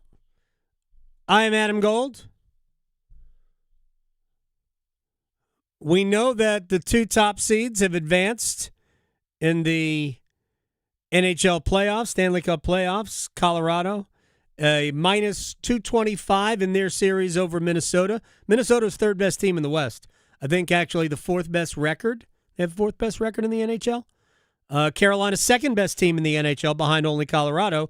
A pretty substantial favorite in the betting market over Philadelphia. Carolina's minus 340. Minus 340. Philadelphia's plus 275 in the series. I think, and I'm sure we can go back and dig this up somewhere. In the 18-19 season when Carolina played Washington in the first round of the playoffs, remember Washington was the defending Stanley Cup champs? I think Carolina was like plus 275 to win that series. Right. By the way, the betting market is the betting market. It's not it's not necessarily an indication. Obviously, Vegas certainly thinks a certain way about this, but Vegas has always loved Carolina. Game in, game out, year in, year out. They've always loved Carolina. One more quick thing before we bring in Mike Rupp from NHL Network. Edmonton and Dallas are out. And I'm not clowning either of them. It's not about that. That was the Western Conference final matchup in each of the last two seasons. Edmonton defeated Dallas last year and the year before. But here is why it's disrespectful when you hear people say, well, Carolina does this all the time. Because they say it as though it's easy. And it's not. It's not easy to do this. Every year's a different team. Even if you have the same roster, it's a different team. Every year the opponent is different. Even sometimes if it looks like it's the same team. Edmonton and the Kings played 3 years in a row? In the first round? 4 years in a row? Whatever it was. Kings blew it last year. It's not easy. It should never be dismissed as, well, this is what they always do. Yeah, but if they always do it, you would think it would be easy. Ain't nobody else doing it. All right, we move on to round two. Hurricanes and the Philadelphia Flyers. First time these two franchises have ever met in a playoff series. Mike Rupp, NHL Network, joins us on the Adam Gold Show. Real quick, I'm sure you got thoughts on Carolina-Philly. Hey, what's up, Adam? It should be a blast. I was super impressed at Carolina in round one, the way they kind of came out and took care of business. And I think probably the bigger surprise was how Philly looked in round one against the Penguins, especially in those first three games. I mean, even when you go, you have 6 games to eliminate the Penguins. And I'd say on probably 4 of those games, they were the much better team. And even in the 2 games that the Penguins won, it was a pretty even game that could have gone either way. So, I didn't know that the Flyers kind of had this in them, but this is playoff hockey, and it's all about playing the right way at the right time. And right now that seems to be the Philadelphia Flyers. Mike Rupp, NHL Network, is joining us here on the Adam Gold Show. Let me ask you about Philadelphia, because they played down the stretch. It wasn't like they went 13 out of 14 to make the playoffs, because teams like Columbus and Detroit and whatnot, they were just kind of falling apart, which opened the door for somebody to take the third spot in the Metro or one of the wild card spots. But they obviously played well. And competitively speaking, they entered the playoffs in a place that Pittsburgh wasn't. And they're entering this series in a place. Carolina's been off for a week. Philadelphia played 2 nights ago. Is there an advantage for Philadelphia because they are, in some ways, they have been forced to be sharper? Yeah, I mean, I always think as far as the rest versus rust in hockey, and we talk about it all the time, I would take rest every day of the week above everything else. And it'll pay dividends the later you go on. I mean, I think Carolina is a team that should get by this round. And when you're talking about some of those days of not having games or some less games played than other teams, that'll pay dividends later. Now, the Flyers will have a little bit of an advantage. I always find that when teams kind of roll into it a little bit, it's just in that first game, just as far as being sharp, a little quicker. Those types of things generally are a factor, but I don't think it really overly changes the series too much. It's just right at the beginning, you might see a little Flyers team that might surprise you. But the Flyers are interesting down the stretch. I mean, the story of them is Dan Vladar, their goaltender. Yeah. He's been lights out. He's been lights out down the stretch and in the playoffs. He's been the story.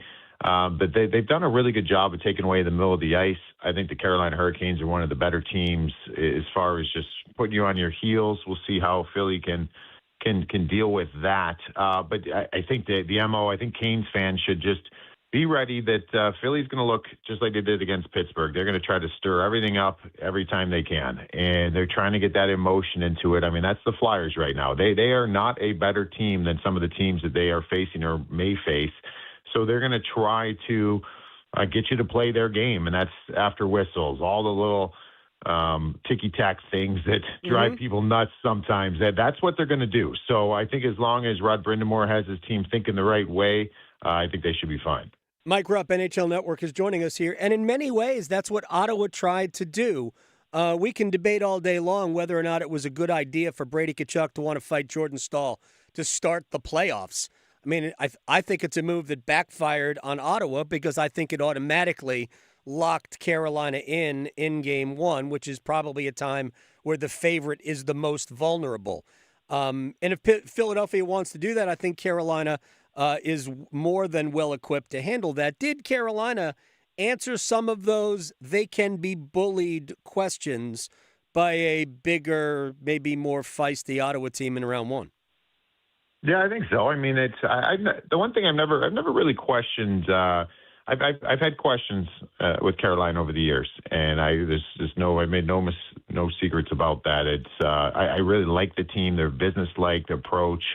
I mean, they're pretty predictable on what you're going to get from them, which is a great asset to have in this league. I've never considered them to be a soft team. Like, this is a team that, yeah, I mean, sure, they're not going to probably drop the gloves like some of the other teams in the league, but I don't think you need to nowadays. As long as you've got each other's back and you have those right moments of showing solidarity and standing up for one another, and just like Stalzy did to start this series, like, is it necessary? Maybe not, but the fact is, I agree with you. I think it kind of backfired on Ottawa because you had a guy in your captain and Jordan Staal, who I played with Stalzy back at the beginning when he was in Pittsburgh, and he's strong as a horse. We know this. We see it all the time, but he doesn't fight a ton. That was like his 7th fight of his career, and you're going against a guy who this is kind of what he does. We've seen it at Four Nations. We see it all the time. He tries to spur on his group by doing it, and you're having someone that just goes out and is like, yeah, I got him. Don't worry about that. Let's just keep playing. So I don't think it's going to be a factor against this team. I think the only reason why I bring it up is if you get into that a little too much and you start taking needless penalties or get you off of your game, that's where it'll be a problem. All right, when you talk about penalties, because that was for 4 games, Carolina was shorthanded 21 times.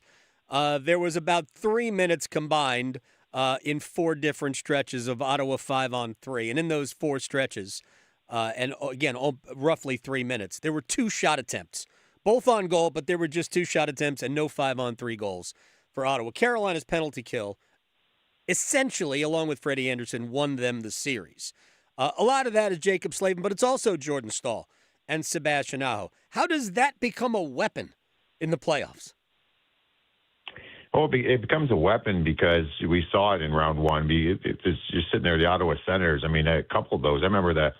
I don't remember which game it was, but there was a 5-on-3 that was just. I mean, it was probably the worst 5-on-3 I've ever seen. Yeah, game 3. And and I started watching it. I'm like, wow, Mike. So you can almost see the body language is just taking the wind out of the sails of the Ottawa Senators or anything they wanted to work towards. So. I mean, that's the one factor in the playoffs is if you have an elite penalty kill, I think every coach will tell you that's more important than having an elite power play. It's just you're going to know that you're going to get kills at the right time. That's a weapon that Carolina has. And, you're going against a team here in Philly where their power play is not good on a good day. Right. So they're one of the league's worst power plays. So the playoffs are a funny thing, though. You come in here, just all those things we're saying, a dominant PK versus a not so good power play. You're going to think, all right, well, Carolina's going to have their way. You let your guard down for a second. Yep. You never know; things can switch real quickly. But Carolina, they have their specialty players in those situations. Their up tempo style it creates problems for teams. And, heck, I know in the Metro Division here, doing some work with the Devils, whether it's the Devils, the Rangers, the Penguins, like the Carolina Hurricanes, they're hard. Like, they can't adjust. Those teams struggle against Carolina. We'll see if Philly does the same. By the way, Philadelphia was better against Carolina on the power play this year than they were against anybody else in the league. 2 out of 9 doesn't sound like a lot, but when you're operating at about 12, 13, 14% for the year, and you're talking about 22% against Carolina, obviously they scored a couple of big power play goals in the 2 games. Does it matter, Mike Rupp, that all 4 games in the regular season went to overtime? Does it matter at all? No, I don't think it matters. I agree. And this is the thing about the playoffs too, where we're certainly doing what we do and talking about the sports and previewing games and series. We're going to talk about records against teams in the regular season. I mean, heck, sometimes we throw out stuff that, hey, this team has a bad home record over the last 7 years. Like, a lot of those guys aren't even here anymore. So, like, you know what I mean? So some of these things don't really mean much from the day to day. Now, the regular season is so different because you might play a team in November and then not see them again until January. And there's a lot of different things that change, whether it's personnel or just the flow of their schedule and how they've been playing. The playoffs, what's so different and why experience matters is you get locked in for those 2 weeks. And this is where really the rubber meets the road. And you have to make your adjustments. You have to know their tendencies. I mean, you have to know this team through and through. So that's where we're going to see some of this come into play. So if it's, if they have had some success, can Philly locate why they've had success? Will that duplicate or replicate itself now? If we're talking about 2 for 9, that Rod Brind'Amour's staff's looking at that as well and saying, hey, that's not good enough. That's not the standard we want. So it's intriguing. It's going to be a chess match in a lot of different ways. But this Carolina team should be good. All right, let me ask you just a couple of more quick questions, then we'll let Mike Rupp go. NHL Network. You said that, you had thoughts about Carolina and what has held them back in the past. Give me a thing or two that you believe has held Carolina back from taking the next step and getting to at least the Stanley Cup Finals. Ooh, that's a good one. I love the build. I always refer to them as being the most business-like team in the NHL. The foundations that they have are incredible. Sometimes I feel like over the years I'm of that camp that it's like every once in a while you need to have a night where it's player X that just takes over. And they have, Sebastian Aho, I love him as a player. Logan Stankoven, the way he's showing out in the playoffs, Svechnikov. They have elite players. I just, I wonder, the big question is always, do they have the guy? Are they going to have like a night where the team is not playing well, where you're going to have one player take over the game? I don't know. I don't know if they have that on roster, and it's hard to just go grab a guy like that. So that's been the one thing, and then probably just stylistically, I think they play playoff hockey all season long. Like they are made to play in the playoffs. Yeah. It's going to get old for Carolina fans to hear this, but do they run out of gas playing that style? I played for the New York Rangers under John Tortorella, and we played a very up-tempo, pressure game all season long. We got in the playoffs, and it was kind of hang-on mode. So that's why I think it's really important. They get that sweep against Ottawa. They get that time. I think it'll serve them well if they can get to that Eastern Conference Finals. But, that's it. And then I just think that it's always going to be in question. Freddie Anderson's been the best goalie in the playoffs. I can't help but to think, is there something that's going to happen here? Is he going to stay healthy? Is that going to slip? Those are concerns of mine. But, those aren't, I don't think, concerns of this team and management. They've rode and believed in this team. So we'll see what happens. But right now, I mean, they're the best team in the East as I see it. Let me ask you one more thing, and then we'll let you go, because you mentioned Logan Stankoven. That line, which has been called support scoring, it's been called the second line or the third line. They play third line minutes because the Stahl line essentially plays second line minutes. Aho's line plays, that's their top line. They'll get the top matchup. I'm sure they'll deal with Zegras and company, as they go best on best. But that Stankoven line, I know you've watched it, but for really all season, but post-Olympics, they have been producing at a top-line rate, and we saw what they did. They provided 7 of the 9 non-empty net goals, Hall, Blake, and Stankoven. When you watch them, first of all, I watch them. It's fun because they are just fun to watch all the time. But what are you seeing? Well, I think Stankoven's got that big moment ability, and we see that, and it just I think he's a playoff player, which is funny. I think a lot of times I think of players Logan Stankoven's size. We're not so quick on saying that, but I think he answers that right away. He gets in the traffic. He gets to those hard areas. Mm-hmm. I think Jackson Blake I love him as a player. I think he's going to be. I mean, we look at just a player like Brandon Hagel, what he's done in Tampa. Like he gets under your skin. Like he does. He's got 90 points. Like I don't want to get ahead of myself here, but Jackson Blake has a lot of different intangibles where he's just difficult to play against and flying all over the ice, creating chaos. And Halsey looks like he's A, healthy, and B, dialed the clocks back a little bit. This looks like Taylor Hall a lot closer to what we saw in 2018 as the league MVP. So you need that. You need that. Aho, Jarvis, and Svechnikov are going to have their moments because they're that good.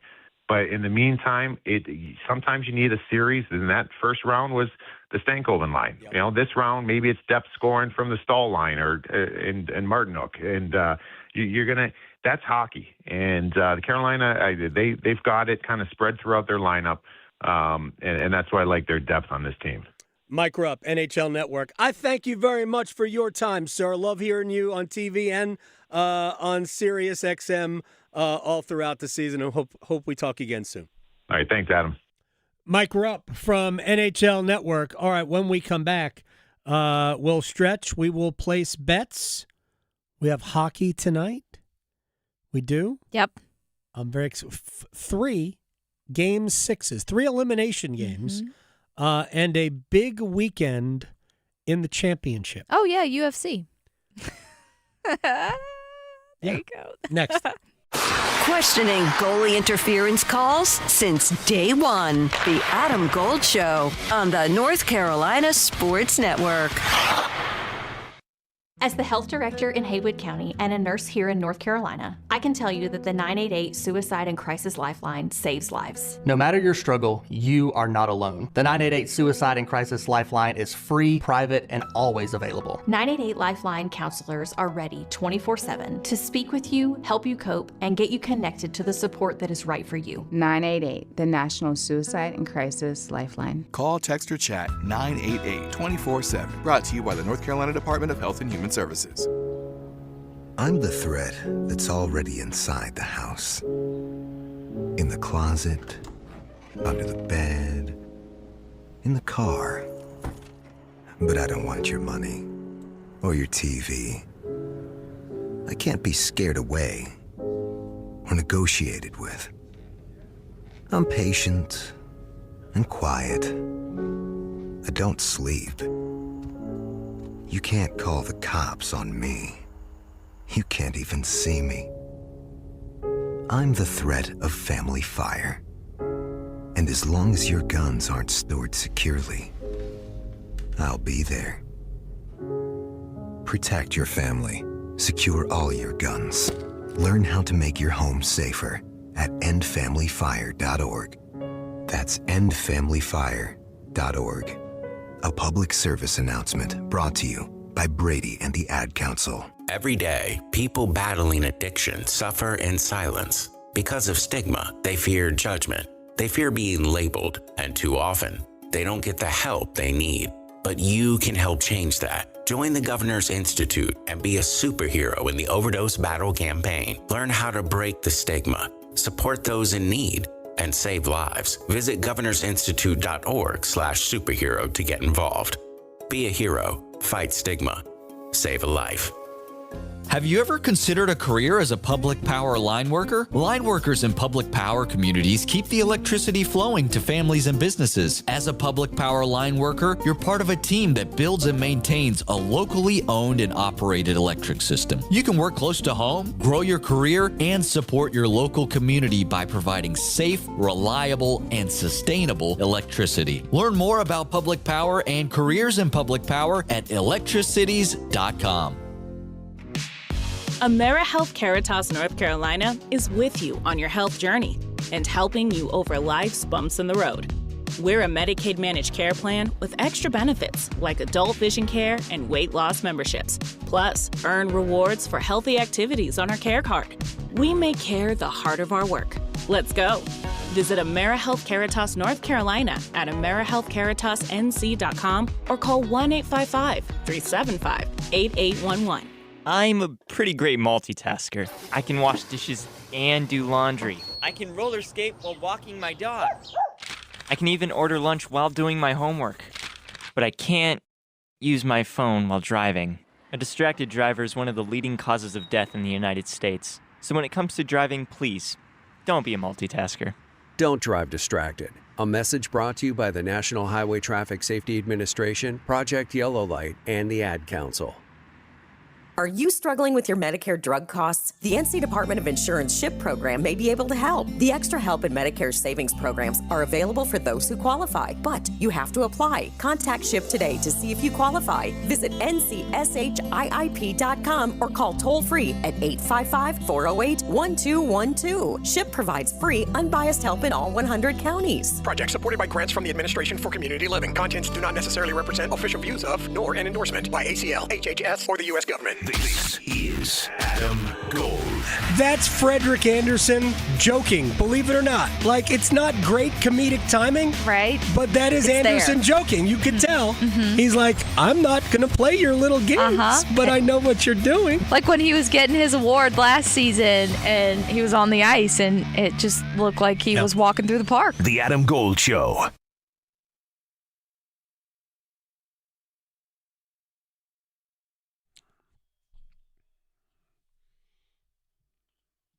It's the Adam Gold Show. I'm Adam Gold, Victoria, producing the program. We are going to place bets. This could be a great weekend. Hurricanes tomorrow night, 8 o'clock. Flyers, Lenovo Center. Can't wait. Round 1, round 2, game 1. Right now, it's time to stretch. Get ready. Have you picked up on today's bump song theme? I have not. I have not. So for those... I've been focused. For those who haven't heard the beginning of the show, I'm not going to be here all next week. Oh, that's right. You're going concerting. Yes, in Florida. So today's bump musics have been Flo Rida. Oh, really? Look at that. You can play Tom Petty. I know, I could. But Gainesville. Yeah, we got to have boots with the fur. But things to look forward to in May because it's May 1st, and this is our tradition that we have to do. Right. So, in sports, we have the NBA and NHL playoffs continuing. We have the Kentucky Derby tomorrow, so get those nasty mint juleps. I know the face that I don't Gasoline. Make. Yeah, it's woo. The Preakness is May 16th. Also, PGA Championship starts May 14th. Mm-hmm. We have the French Open that starts the 18th, and then the Indy 500 is the 24th. So lots going on in May. Lots of things. Also, in the movie theaters, if you partake in those. The Devil Wears Prada 2, that's going to be coming out today with also the animated Animal Farm, if you're interested. This would be really interesting because I love music documentaries. Mm-hmm. So Iron Maiden, Burning Ambition hits theaters May 7th. Also, if you're a Star Wars fan, the Mandalorian and I guess Grogu, potentially. I don't know. Whatever. I don't really know. That hits theaters and IMAX May 22nd, so that's probably where you're going to get those $50 movie theater tickets I talked about. No, thank you. Also on TV, I don't know why we still have this. Jersey Shore. I know. The final season of the Jersey Shore Family Vacation. Yeah, that's going to be on MTV May 7th if you need to watch that. This could be funny, the roast of Kevin Hart. I think that's I love Kevin Hart. Is Nikki Glaser doing the roast? She needs to. If she's not, she needs Did you see any of the Tom Brady roast? I saw all of it. It was basically Nikki Glaser She won. roasting Kevin Hart. She won all of it. Yeah, she was fantastic. It was hilarious. This Fear Factor, I don't know if you remember that show way back I when. do. But 48 Hours of Fear, whatever that is, kicks off May 14th. Whatever. And I know you'll especially be excited for this one. Another Yellowstone spinoff, Dutton Ranch, hits Paramount Plus. No. May 15th. No. So I ain't there's watching Marshalls. I ain't watching Dutton Ranch. It's just, I even liked Yellowstone, but Marshall's has just been a disappointment. The first 4 seasons of Yellowstone were good. Yeah. And then it became, all right, stop it. Yeah. None of this makes any sense. Oh, you know what is good, though? Cinco de Mayo is on a Taco Tuesday this year. It's perfect. It's perfect. Also, don't forget your wonderful mothers either, because Mother's Day is the 10th. Sunday. Yes, it's the 10th, so don't forget that. Also, don't forget to make your really good bets. Place your bets, place your bets. Here we are. I bet you slice into the woods $100. Gambling is illegal in Bushwood, sir, and I never slide. Okay, you can owe me. I owe you one. All right, shoot. Well, the one I made yesterday panned out, so the Ducks plus 110. I put real money, not a lot on it, though. I always wish I put more after you win the first one. But we do have UFC this coming weekend in the morning starting at 4 a.m. Gross. So give me Jack Della Maddalena versus Carlos Prats. Give me Jack to win that one, and I'm going to go by TKO. That's plus 270. No, I would not be awake to watch it. Here are your 3 winners tonight. Montreal eliminates Tampa. Boston extends to a Game 7. Vegas eliminates Utah. That's plus 632. Oh, okay. And Tim Elliott versus Steve Ursog. Give me Steve Ursog by the points, plus 120. All right. It is the championship, and it's a wild final day tomorrow for the second tier of English football. Wrexham can make the promotion playoff, but they have to win, and they are playing the second best team in the league, or a team that is fighting to be the second best team in the league, Middlesbrough. This is going to be difficult. I don't like Wrexham's chances to win, but they are plus 160. We will fingers crossed for Rob and Ryan. Delivering more hits than the Canes forecheck. Shoot, he scores! The Adam Gold Show on the North Carolina Sports Network. Listen every afternoon for The Drive with Tim Donnelly. In the transfer portal world of college basketball, every answer asks another question. NC State gets a point guard, but he's 6'1". They need more size. Carolina gets a new coach, but he's got NBA experience. Will the college kids listen to him? Even Duke needs a little bit of size and goes to a Belmont transfer. Everybody still has questions. The Drive with Tim Donnelly, 3 to 6 on 99.9 The Fan. It's not Monday, Wednesday, Thursday, Friday, Saturday, Sunday. It's Tuesday. The very first Tuesday. New scratch-off tickets are available on the first Tuesday of every month. Announcer said first Tuesday. Brand new scratch-offs, brand new fun. Now from the North Carolina Education Lottery. Every first Tuesday. Must be 18 to play. Problem Gambling Helpline, 877-718-5543. Finding great candidates to hire can be like, well, trying to find a needle in a haystack, but not with ZipRecruiter. Its powerful technology actively finds and invites qualified candidates to apply to your job. So while other companies might deliver a lot of hay, ZipRecruiter finds you the needle in the haystack. See why 4 out of 5 employers who post a job on ZipRecruiter get a quality candidate within the first day. Try ZipRecruiter for free at ZipRecruiter.com/free. That's ZipRecruiter.com/free. ZipRecruiter. Credit card interest rates are now over 29%, and most people are only making the minimum payment, so they're getting nowhere. Hey, it's Dennis Cox for Loan Pronto. But here's what many homeowners don't realize. Using the equity in your home, you can easily access hundreds of thousands in cash. With Loan Pronto's Rapid Equity Loan, you can pay off your credit cards, your existing HELOC, your car loans, or get money for that home improvement project. One client just got $100,000 approved and saved over $1,500 a month.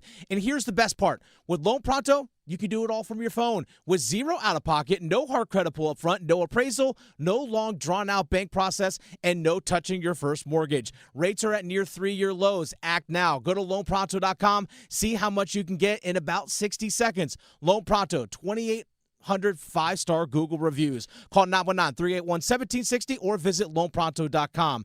919-381-1760, loanpronto.com. Equal housing lender, NMLS 166171, NMLSconsumeraccess.org. Saturday, May 2nd, cheer on the North Carolina Courage as they host the reigning NWSL Shield champs, Kansas City Current. Bring the family for an affordable night with free parking, no ticket fees, and pregame fan fest fun for all ages. Tickets are going fast. Grab yours now at tickets.nccourage.com. Do you worry about how much someone drinks? Do you feel angry or depressed most of the time? Do you feel neglected or unloved? Do you feel that if the drinker loved you, she or he would stop drinking? If you answered yes to any of these questions, you are not alone. Not everyone trapped by alcohol is an alcoholic. Families and friends are suffering too. Al-Anon and Alateen can help. Call 1-866-200-0223 or visit alanon.org/help. Having insurance isn't the same as having State Farm. It's like needing a lawyer, but getting some guy who just watches courtroom dramas. How does the defendant plead? Guilty. Wait, what? Also, objection. You object to what? Erroneous. Counsel, approach the bench. Hey, can I get a whack at the gavel? You wouldn't settle for just any lawyer, so don't settle for just any insurance. Get the real deal with State Farm. Like a good neighbor, State Farm is there. This hour of the Triangle Sports Leader is powered by Ritchie Law Firm, injury lawyers. Ritchie Law is on top of it. Go to ritchielaw.com. That's ritchielaw.com. They score! Broadcasting live from the Eagle Leasing Studio, WCMC HD1 Holly Springs, 99.9 The Fan, the Triangle Sports Leader. Can't understate that, especially when you consider how well the other guy was playing at their end. Like, it was a goalie matchup. They were going kind of save for save, and we needed it, right? Otherwise, this thing could have looked a lot different. So we got to give, like I said, Freddie, it's probably the best hockey he's played for us since being a Hurricane. Cousins with the shot. Anderson with the save. Rebound still there. Back to Cousins. Second shot. Kicked away by Anderson again. 2 huge stops for Anderson. The rebound, too.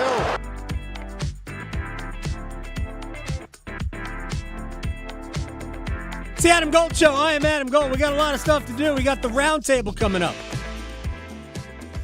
Pat Welter, WRAL TV5, who sat down with Taylor Hall. We will talk to him. And the one and only Walt Ruff will join us. I think it will be Hurricanes driven. As will the Wall of Sound. So let's get to it. The Wall of Sound is a function of this studio. There's no doubt about it. Our friend Dennis Cox was out of practice today. He was in the locker room. We should listen. We should kind of put our ear to the locker room. Shane Gostisbehere did not score. Did not have a point. Right? I don't think he had a point in the first series. Oh, he's saving it up for his old team, the Philadelphia Flyers. Was the long break good or bad? Gift and a curse, I'd say. Sometimes rust. I don't know. Just either way, if we play good, people like it was the rest. If we play bad, be like it was the rest. So, it goes both ways. It does. All right. What did you do with the extra time, sir? Roddy gives us our hard days when we need them, and even when we're not on the ice, we're in here, doing the video and working out and whatnot. So I think I feel well rested and ready to go. All right, Jackson Blake, young guy, are you well rested? It was good, yeah, more than a few, right? That was a while, but no, it was good. Get rested. It was kind of nice, honestly, to just take a breather a little bit. I mean, you're in the fight for a week and a half, 2 weeks every round, so it's nice to get a little breather. But no, excited to get back going tomorrow. You feel restless waiting around this long?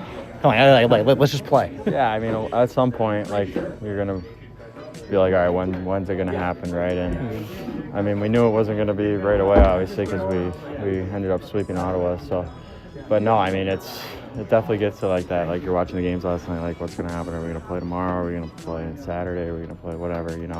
So no, it was good. Yes, let's get to it. Very excited for game number 1 tomorrow night, 8 o'clock. Greg Wyshynski talked about the Flyers and the Hurricanes and maybe what Philadelphia is thinking about as we head to game 1. Don't get frustrated. Carolina is like playing an anaconda. They just will surround you and smother you and suck the oxygen out of your offense. These are young Flyers players that, although they're very defensively responsible, they love to get in on the action. Offensively, guys like Matvei Michkov, guys like Trevor Zegras, and Carolina is very adept at frustrating you. So, we saw a little bit of an experience from the Flyers in the first round. They built a 3-0 lead against Pittsburgh and then struggled in the next couple of games to close them out. They're still a team that's learning how to win in the playoffs, and against Carolina, you have to be very patient. You can't overreact if things aren't working out well for you. But above everything else, they should get back to the antagonistic physical game they played against the Penguins earlier in the series, because I do think that there are players on this Carolina team that you can goad into taking some bad penalties if you get under their skin a little bit. If just at Andrei Svechnikov, that would be the person who is more likely to take a retaliatory penalty. We all understand that. Here's what I would say. I thought the Hurricanes, in spite of the fact that they had to kill off 21 power plays, I thought the Hurricanes did a pretty good job of staying on their discipline. Yeah, I know Andre got an extra 2 for trying to beat up Tyler Cleven's nameplate.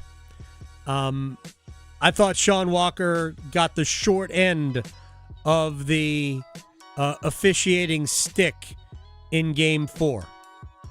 To me, I thought Ridley Gregg not only should he should have gotten a penalty for what he did, obviously punching Sean Walker, who was otherwise engaged with Warren Fogle. I thought Ridley Gregg orchestrated the boarding call. I thought he saw him coming and turned. And I don't know why that's rewarded, but whatever it is, it was no big deal. Carolina escaped the series. They allowed 1 power play goal and 21 power plays allowed. I don't think we'll see that in the period. I don't think Carolina is as vulnerable as maybe Greg does, and I know we'll either see Greg or I'll talk to Greg during the series this week. But I think this will be a fun series. I thought the first series would last. I really did. I thought we were going to... my pick was Carolina in 7. And while I picked Philadelphia to beat Pittsburgh, and I have picked Carolina to beat Philadelphia, I think we can see a very similar series to what we saw against Ottawa. Relatively low scoring, but I ultimately think Carolina is better. And as long as the goaltending holds up, I think Carolina will win the series. And I think, and I joked about it this way, I thought Carolina was, even a 5-game series could have been a long 5-game series against the Senators. I see the same thing. I think we're going to have 4 very competitive, highly contested games. And even though a goal was pulled back, remember Ottawa in Game 1 tied the game, and then it was ruled that Anderson kept it out. Every game, for a hair, was tied in the third period. All 4 games, the Hurricanes beat the Senators. At one point in the third, was tied. See if that... I wouldn't be surprised if we're dealing with the exact same thing in this round. Do you think Ottawa's better than Philadelphia? I mean, I kind of think they were. Yeah, I would say so. So I kind of feel the same way.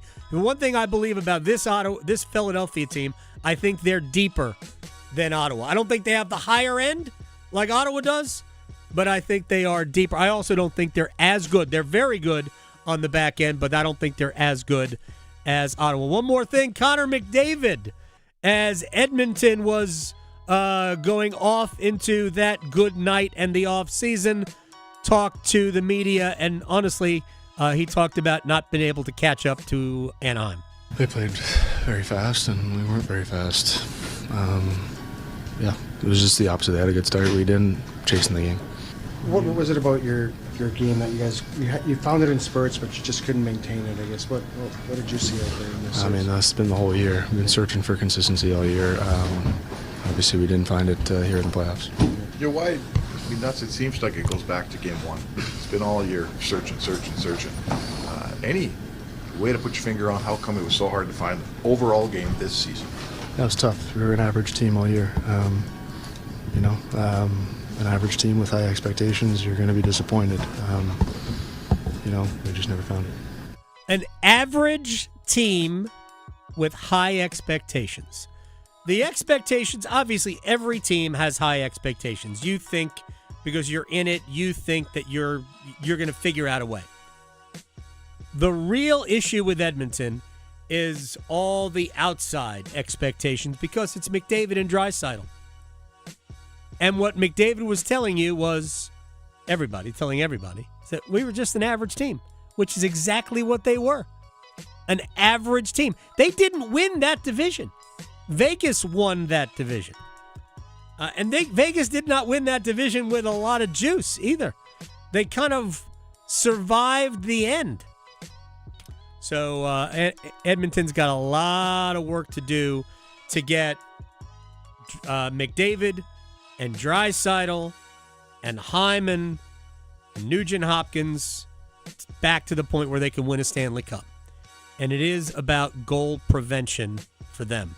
It's not about goal scoring. At some point, they will realize that it's about keeping the puck out of your net.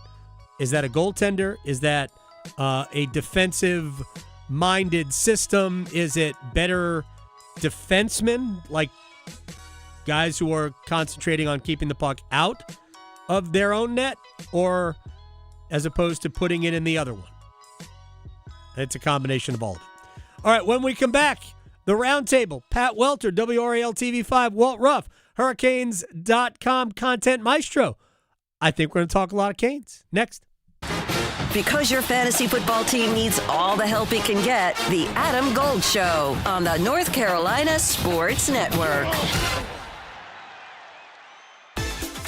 It's time for our 2 o'clock keyword in our Canes playoff ticket giveaway. This hour's keyword is gold. Text GOLD to 919-860-5326 for your chance to win a pair of tickets to a Round 2 Stanley Cup playoff game in Raleigh and help us sound the siren. Again, this hour's keyword is gold. Text the keyword to 919-860-5326 right now. Good luck from 99.9 The Fan, your official audio home of the Carolina Hurricanes. Since it's a Friday, I'm looking at the forecast, and I think we're in luck for a weekend of riding. I'm Victoria Vodnecker here from 99.9 The Fan for Law Tigers, and we finally made it to the end of the week, so it's time to de-stress a little with some motorcycle therapy. There is nothing like taking the bike out on a beautiful day, grabbing a bite to eat somewhere, taking in some scenes, and just forgetting about things for a while. But sometimes accidents can happen when you least expect them. So if you're ever in a wreck on your motorcycle, make sure to call my friends at Law Tigers first before calling your insurance company. At Law Tigers, they're just like us. They're riders too, so they get it. They know the value of your bike, your gear, and the investment that you've made, and what it's like to go through an accident. The insurance company just wants to pay you the least amount possible. Case evaluations are always free, and you won't pay a dime until your case is settled. Call 1-800-LAW-TIGERS, North Carolina's motorcycle lawyers. Law Tigers is a network of independent law firms who are members of the American Association of Motorcycle Injury Lawyers. Law Tigers is not a law firm.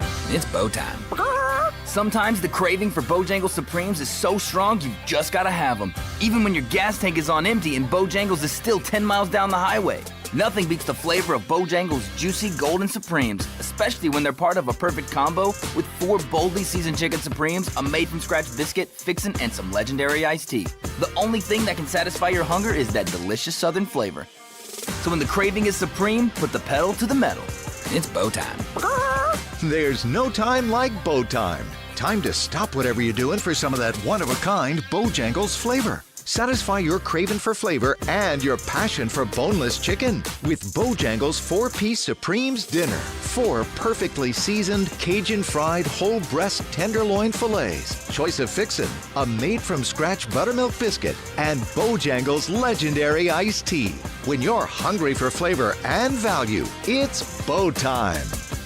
Dear hero, whoever you are, thank you for donating plasma. My body literally gave up on me. Receiving plasma treatments was, to me, hope.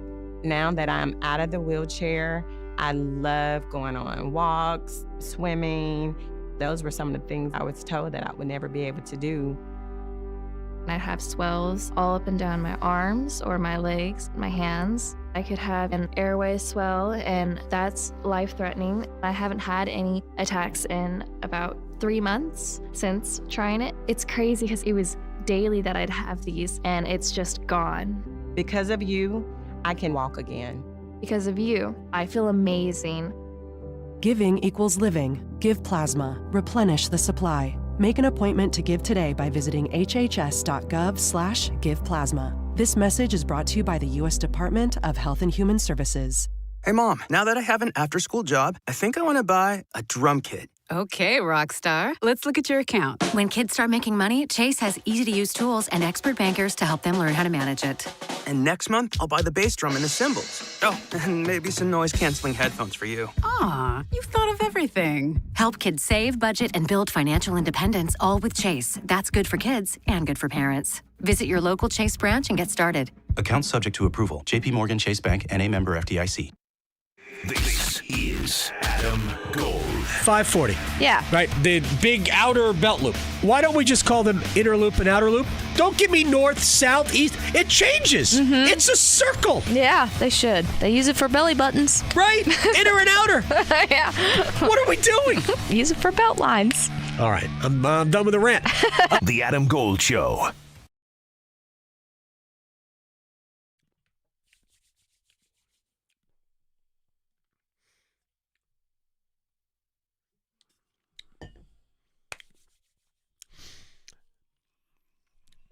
It's the Adam Gold Show. I'm Adam Gold. Victoria producing the program.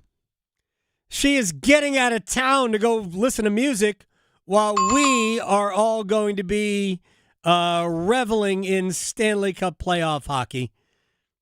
No faith. I will be No faith at watching as I watch the concert. I'm going to be that person that's watching it on my phone, though. Good for you. Good for you. Oh, yeah. Hurricanes, Flyers, game 1, 8 o'clock tomorrow. And for the first time in the playoffs, we have a Stanley Cup playoffs edition of the Roundtable. Camelot. It's only a model. I actually don't know if it's the first time in the playoffs. We've done this before. Pat Welter, WRAL TV5. Walt Ruff, Hurricanes.com, Content Maestro, Wizard of the Keyboards. Excited. I woke up, this was like Christmas morning, finding out that we were going to play Saturday night. So let me just start.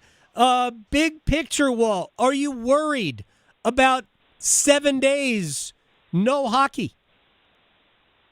Adam Gold, I am not worried about 7 days with no hockey. I think it came at a wonderful time for this team, especially given what we know about the situations for Alexander Nikishin and Nikolai Ehlers. It seemingly has allowed both guys to get back to being available for tomorrow's game 1, and I feel confident that this group is ready to roll as they begin their series against the Philadelphia Flyers. Pat, do you feel the same way that too much is being made of the rust factor? I would be worried. I am worried about the rust factor, but I think the health factor outweighs it, right? Like, you could sustain one injury, key injury, but two, to defensemen like Nikishin and then a goal scorer like Ehlers, who just gives so much punch to that third line. I mean, missing both those guys would be a much bigger factor. But I just remember like last year too, though, the Panthers coming in here after a really hard-fought series, and I believe they stole game one. And when you're looking at a series versus the Flyers, who on paper the Kings have such an advantage on in really every aspect, their best chance is probably to steal game one, right? If they're going to win a game or just start to tilt the series at all. So I'm on alert, but I think, still the health is the most important thing. Did you say the Panthers stole a game? I don't know if I would characterize the Panthers, who are, I think, favored in the series, as having stolen game one. But they certainly did win games 1 and 2 here. Boy, I remember that series, and I remember thinking that, man, it would be great to be able to get a game from Florida. I think we're probably dealing with a different mindset. What is it, Pat, about the Flyers that might concern you?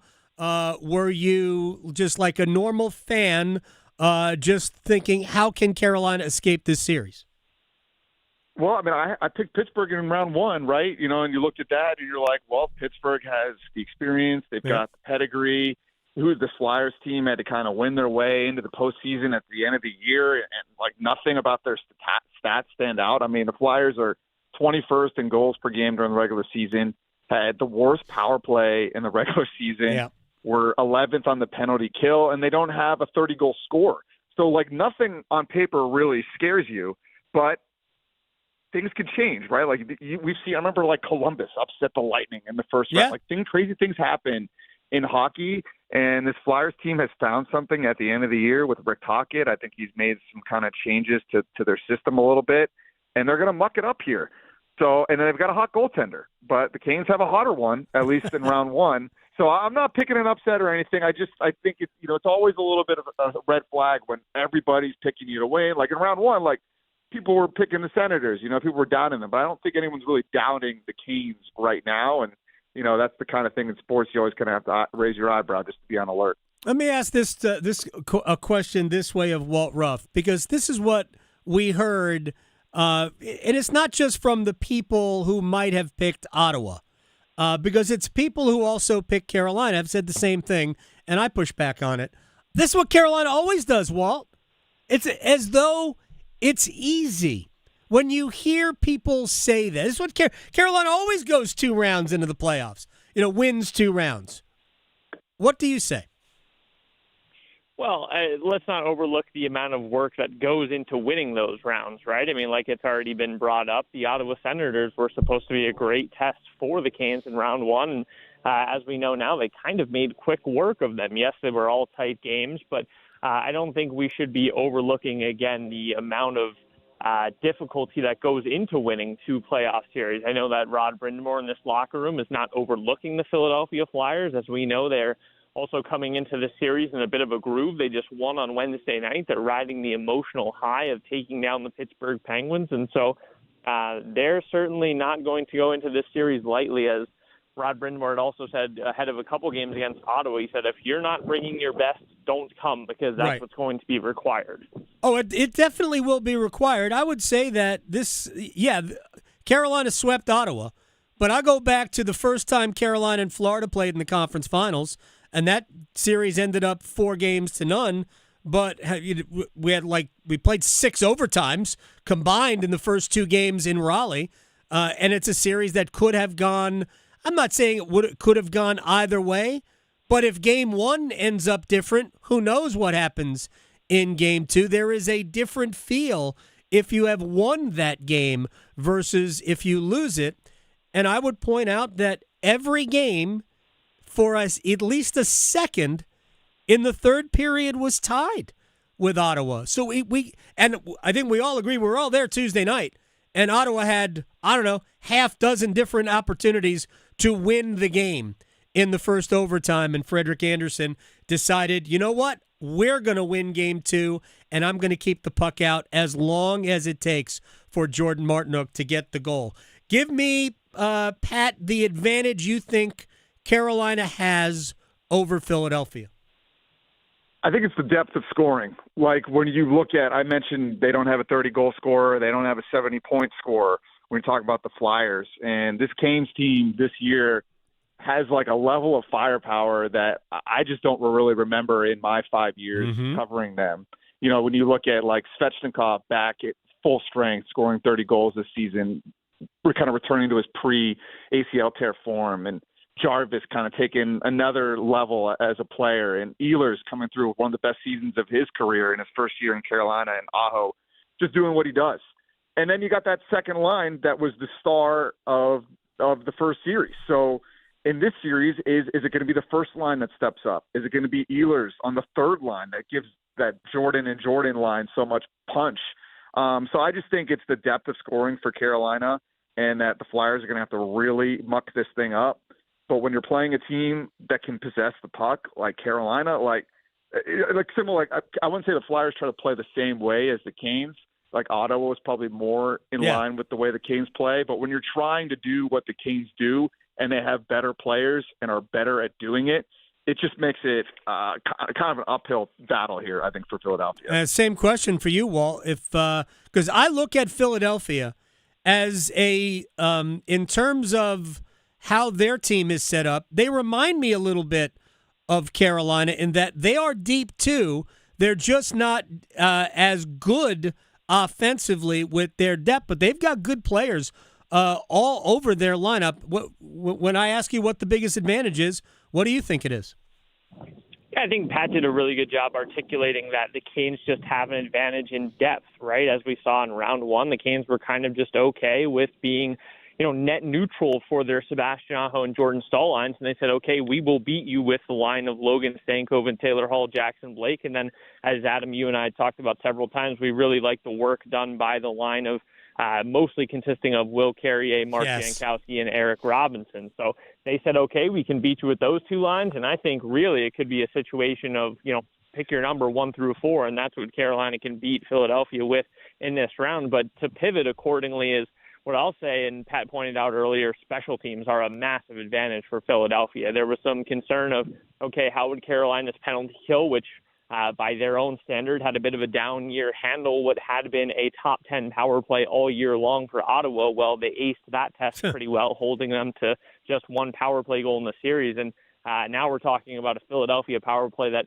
finished dead last in the regular season, and I think their penalty kill finished 23rd. So special teams, as we well know of over the last few years, can make or break you this time of year, and Carolina certainly heads into this series with the advantage in both halves of it. And here is the real biggest advantage that Carolina has, and I don't know if either of you happen to catch the episode of, and I forget, was it the SDPN on the YouTube show talking about the sport, but they spent about 10 minutes like laughing over how good Jacob Slavin is. And to me, when I look at what does Carolina have that Philadelphia does not have, and they've got very good players. Nobody is saying that Sanheim or Drysdale or Sealer or Ristolainen, who has had a very good year, that those guys aren't good. But there's only one Jacob Slavin in the series, which is maybe why Carolina was 20 out of 21, Pat, on the penalty kill.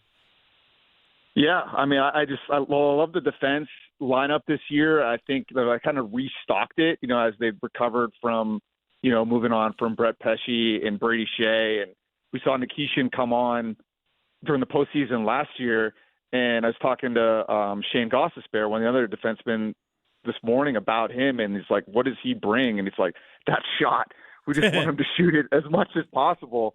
And just the whole lineup of defensemen this year, when you've got Slavin that could basically just lock down the penalty kill by himself in a lot of ways. What was it, Ottawa? 0 for 9 in that last game, which is just no, they got crazy. the one. They got the one. They were 1 out of 9, but Slavin played 10 minutes and 14 seconds of 13:21 shorthanded. That's an insane number.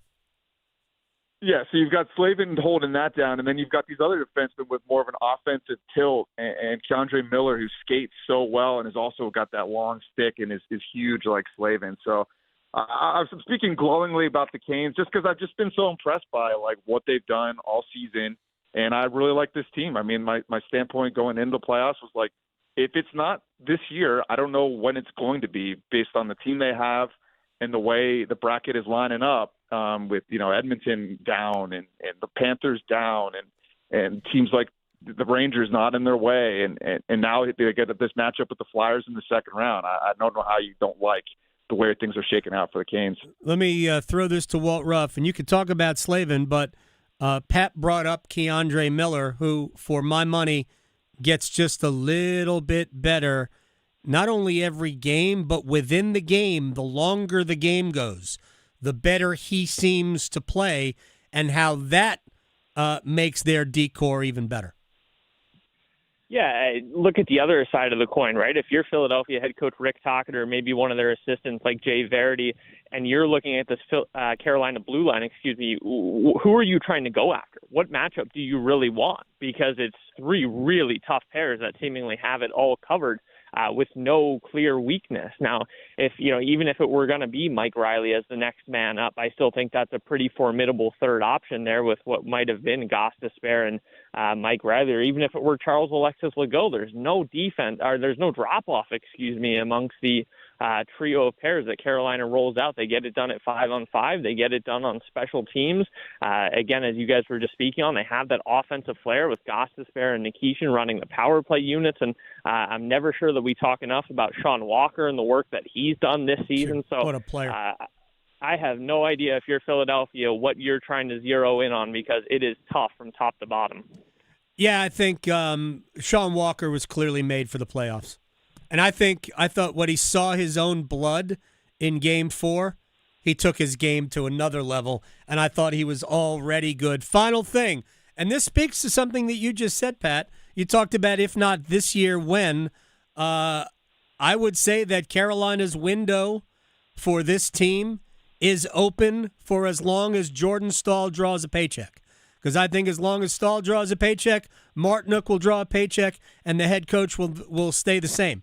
For me, that's as long as this particular team's window is and the way they play. And I haven't seen any drop-off from Jordan Staal this year. It could happen like that. It could happen very quickly. But I don't see a drop-off in his game. In fact, I think he's taken his game up a notch.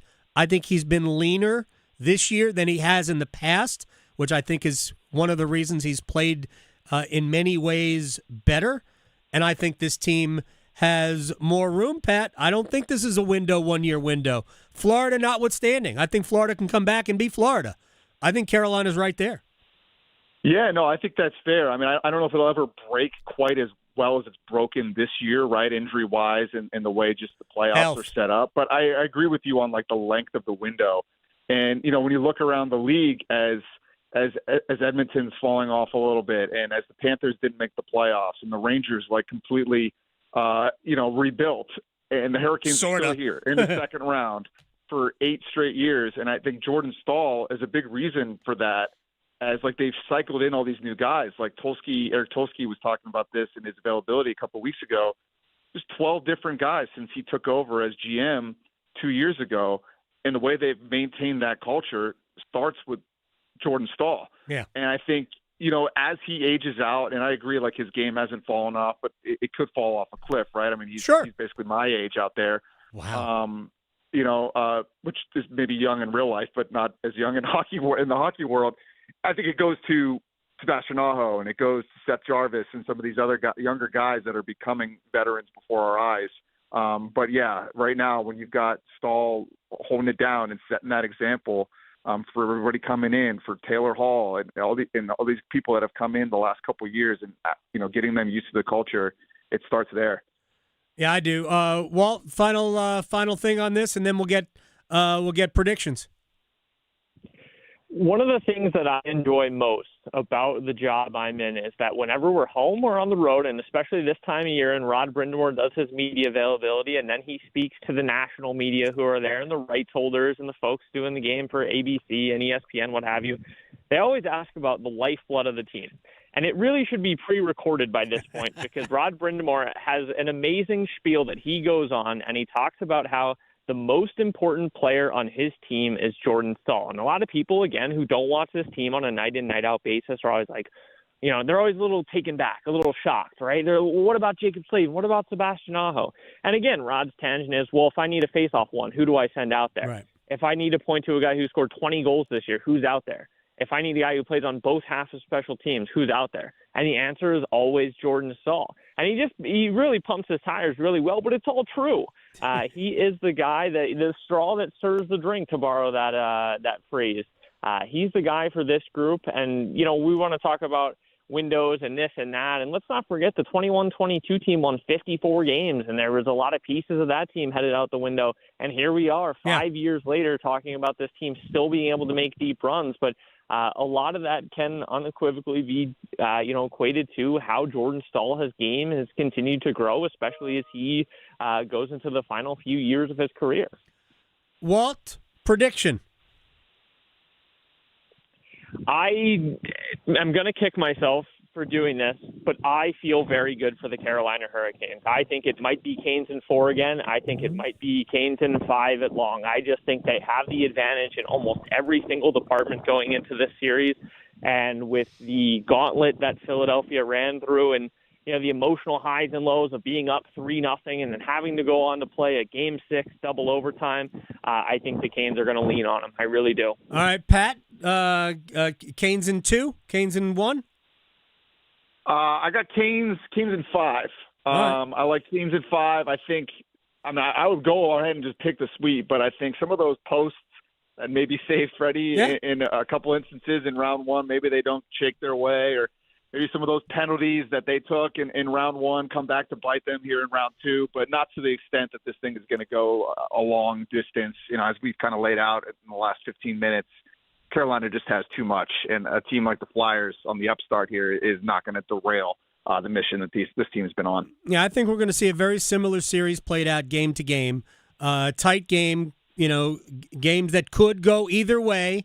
And in round 1, there was a reason why Carolina won all of those games, why they won the moments. We'll see if they can win the moments again. Certainly 4 is there. I'll go Canes in 6 because I am naturally hedge. Pat Welter, Walt Ruff, Hurricanes.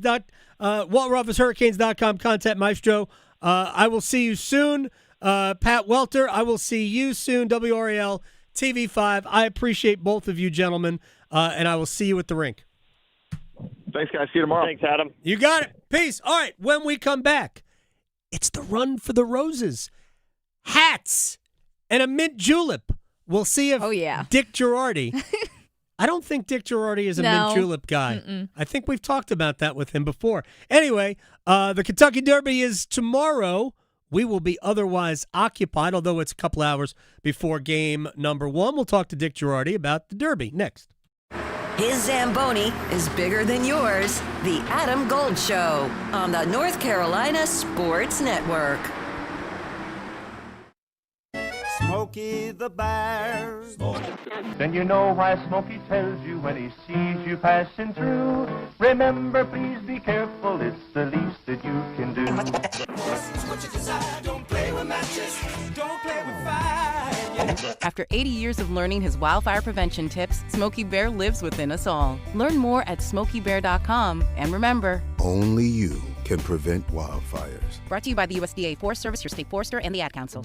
You know the only feeling sweeter than opening a college acceptance letter? Knowing that you'll be able to pay for tuition however far you go. The first step?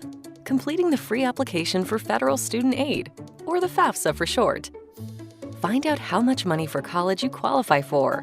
Grants, scholarships, and other opportunities are waiting. How far can you go? Find out at cfnc.org/FAFSA 101. As public power customers, we experience fewer outages and faster restoration than customers of other electric providers. But the benefits of having a locally owned electric system go far beyond unbeaten reliability. Our local public power employees support our community, providing electric hookups for events, installing and maintaining ballpark lights, holiday lights, traffic lights, street lights, and more. Local people working together to meet local needs. That's the value of public power. Learn more at electricities.com. Your child's doctor shares your goals, a healthy future for your child. Doctors recommend vaccines throughout childhood because they protect what matters most: your child's future from preventable disease and serious illness. Discuss any questions you have and check that your child is up to date and talk about any concerns. You're right to have questions. Get real answers. Start a conversation with your doctor today. Visit vaccinesforkids.nc.gov. Paid for by NCDHHS. Are you struggling with your Medicare drug costs? The NC Department of Insurance SHIP program may be able to help. The Extra Help and Medicare savings programs are available for those who qualify, but you have to apply. Contact SHIP today to see if you qualify. Visit ncshiip.com or call toll-free at 855-408-1212. SHIP provides free, unbiased help in all 100 counties. Project supported by grants from the Administration for Community Living. Contents do not necessarily represent official views of, nor an endorsement by ACL, HHS, or the U.S. government. The more you listen to your kids, the closer you'll be. So we asked kids, what do you want your parents to hear? I feel sometimes that I'm not listened to. I would just want you to listen to me more often and evaluate situations with me and lead me towards success. We're not adults, so just be there and listen. I just want someone to yap to. And I just feel like I'll be fine if someone just hears me talk and talk and talk and talk and talk and talk and talk. You're doing a really good job. And I don't think I tell you that enough. And I know sometimes we get into it and it's just hard on both of us. But try to understand me more and I'll try to do the same. Listening is a form of love. Find resources to help you support your kids and their emotional well-being at sounditouttogether.org. That's sounditouttogether.org. Brought to you by the Ad Council and Pivotal. Carolina Complete Health. From neighborhoods in Charlotte to families in Greensboro, Raleigh, and Durham, all the way to Asheville and Wilmington, and everything in between. We are here for communities across North Carolina, connecting you to the care and support you need. We are here to make healthcare easier to access and understand. We are here to bridge the gap, because your health matters. Your community matters. You matter. We are here for your health. Visit hereforyourhealthnc.com. In World War I, American fighter pilots covering a plane's rear position coined the phrase, "I've got your six," to mean I've got your back. Through their service, veterans have our backs. Now we should have theirs. Learn more at gotyoursix.org using the number 6. This is Adam Gold. The American Cornhole League. I don't know if you can wager on it. Let me go to FanDuel and find out if you can wager on it. I think I read you can get a scholarship. Kids in high school can actually get scholarships for cornholing. Who knows? I don't know what the technical term is. I'm just not going to say anything. The Adam Gold Show. It's the Adam Gold Show. I'm Adam Gold, Victoria producing the program. We've got Game 1, Round 2, Canes Flyers, tomorrow, 8 o'clock. About, 2 hours, roughly? I don't know. They keep moving the post times of these Triple Crown races later and later and later.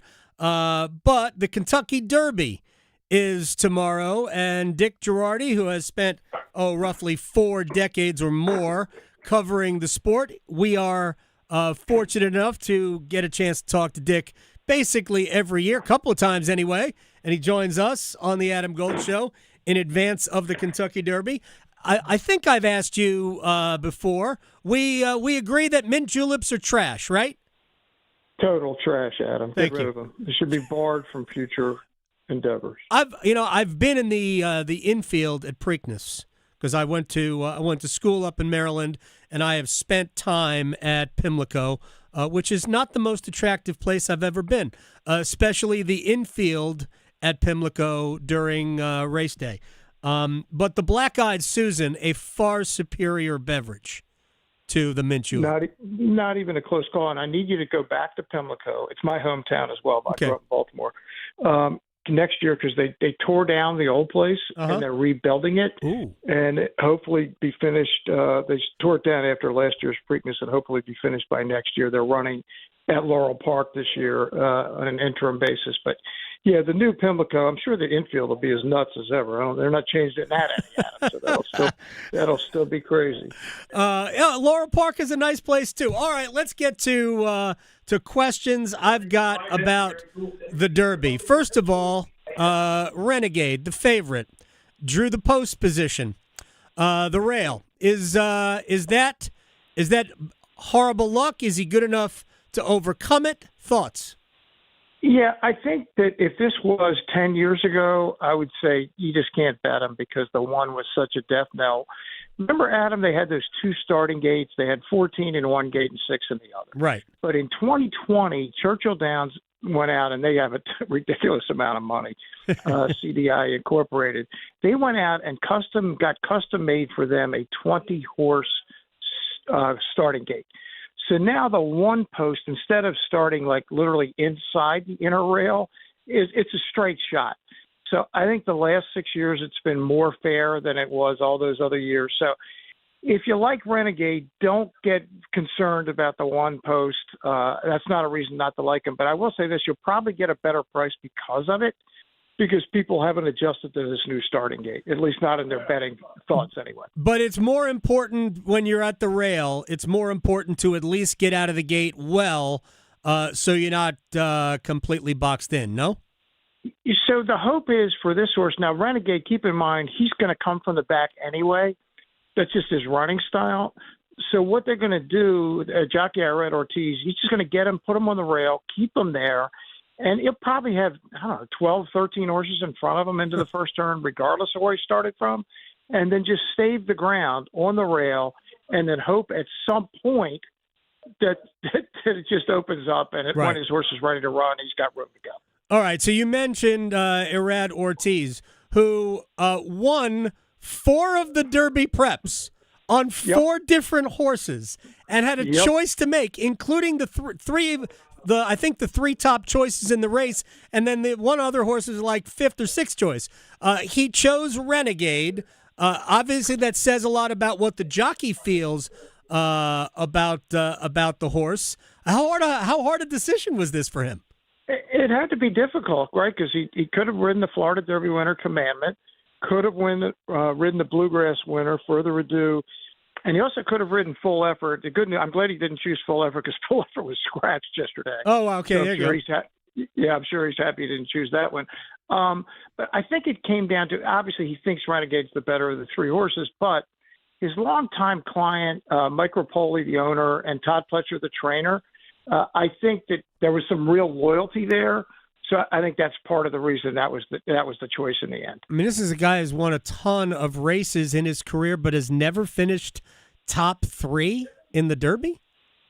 Yeah, he's never really been on a horse with the credentials that Renegade has. And I think what happened, Adam, over time, all these riders, they want to be in the Derby. They don't even care if they're on a 20-1 shot. Right, because they're going to ride the rest of the card anyway, where there's a lot of very valuable races. And a guy like Irad, somebody's going to put him on their horse.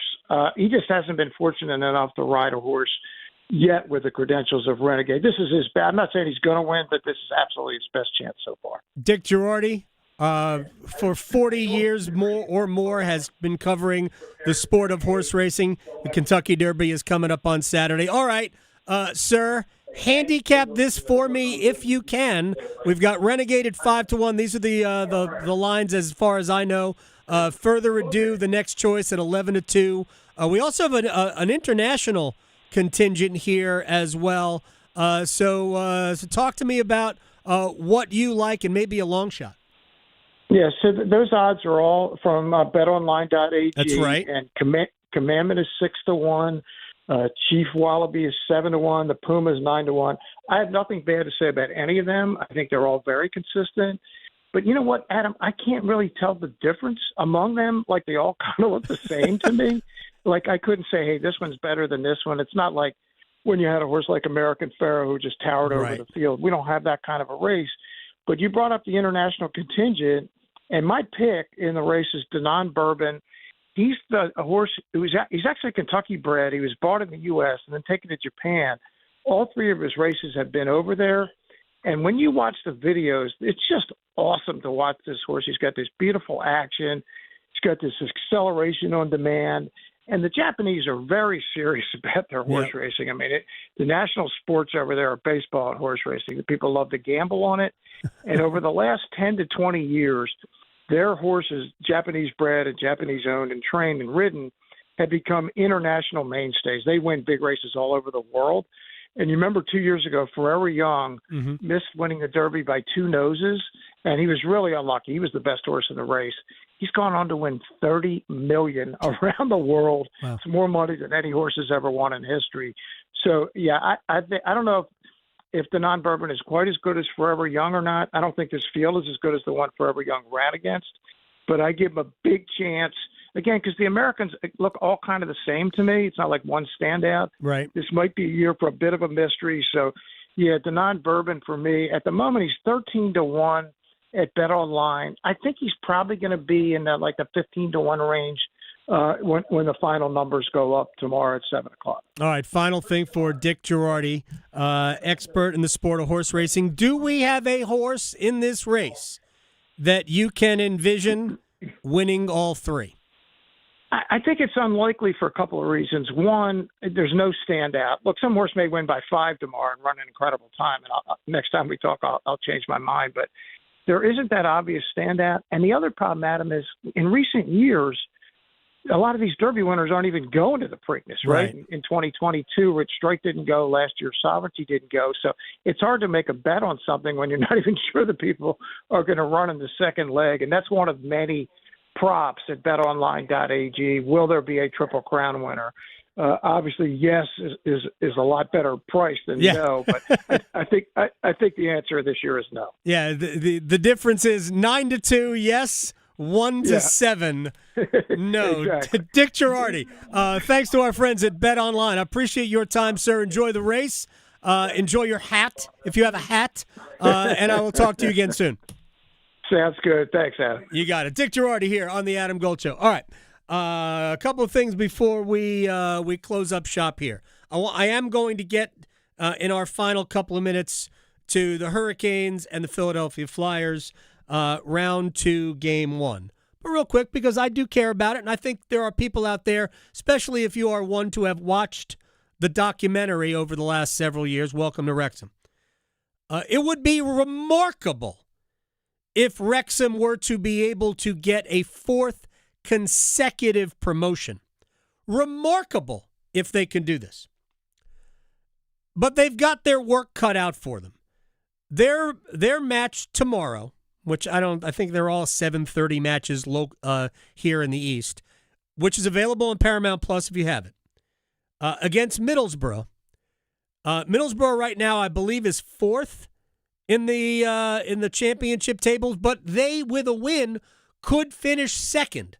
There are 5 matches that will impact the table, whether it's the top 2 that automatically go up or the next 4 who will play off for the 3rd promotion spot.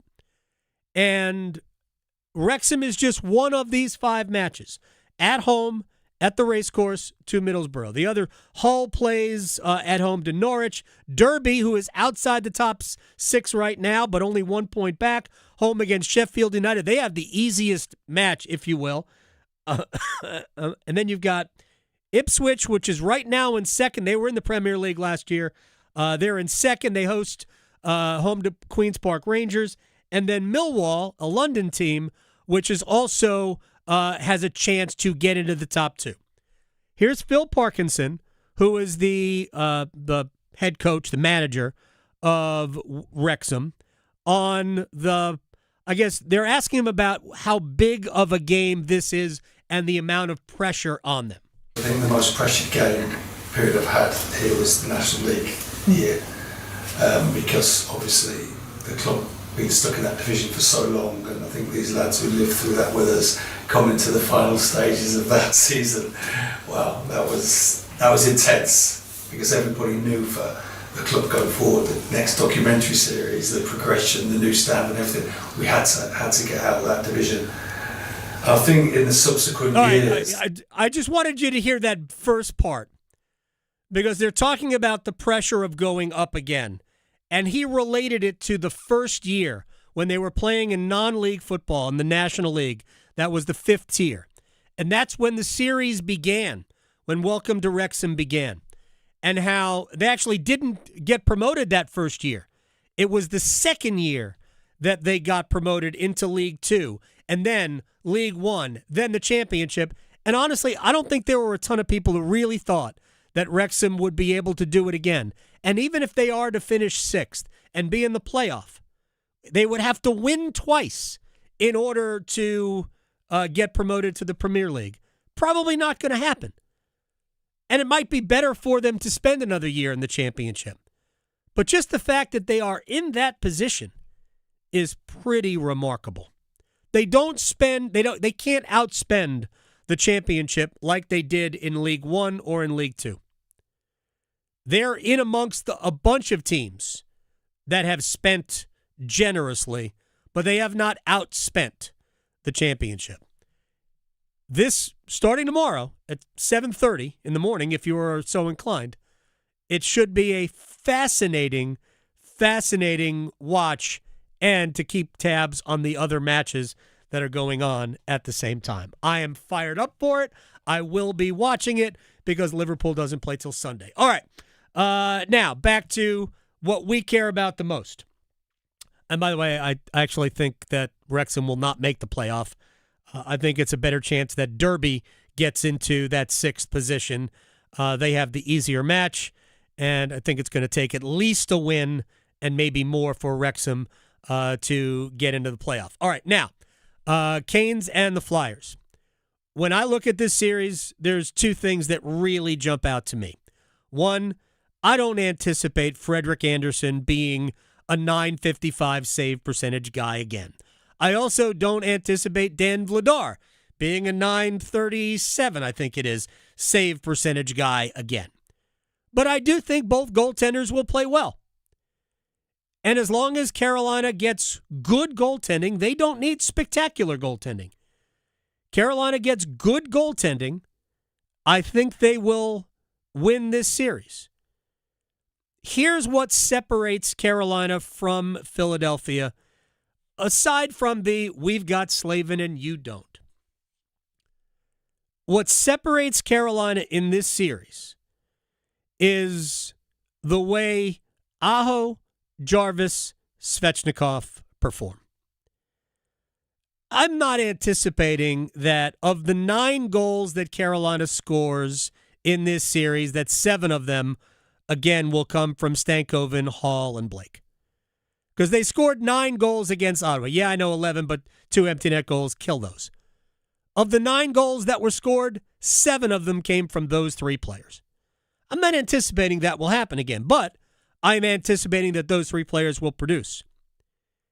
Carolina takes their game to another level, and I wouldn't give them an A+ for the way they played against Ottawa. Carolina takes their game to another level based on Aho, Jarvis, Svechnikov. Keep this in mind. They won a series in 4 straight. Andre didn't have a point. None. 0. Jarvis, other than 2 empty net assists, didn't scratch. Aho had 2 empty net goals. He did have the big goal in Game 2 that gave them a 2-0 lead. Aho's got to be better in the face-off circle. Philly's a good face-off team. Not quite Ottawa, but a good face-off team. So Aho's got to be better in the face-off circle. Carolina can't take 21 penalties, including 3 minutes of 5-on-3 time. But as long as the goaltending holds up reasonably well, I think the Hurricanes will win the series. I picked Canes in 6. I'll stick to it. I think we're going to enjoy the next couple of weeks, and then we'll see who comes out of the other side. And I'll miss everyone until next week. Victoria's gone for like 8 days. Yeah. Thank you very much. See everybody on the radio tomorrow. Because your fantasy football team needs all the help it can get, The Adam Gold Show on the North Carolina Sports Network. Listen every afternoon for The Drive with Tim Donnelly. In the transfer portal world of college basketball, every answer asks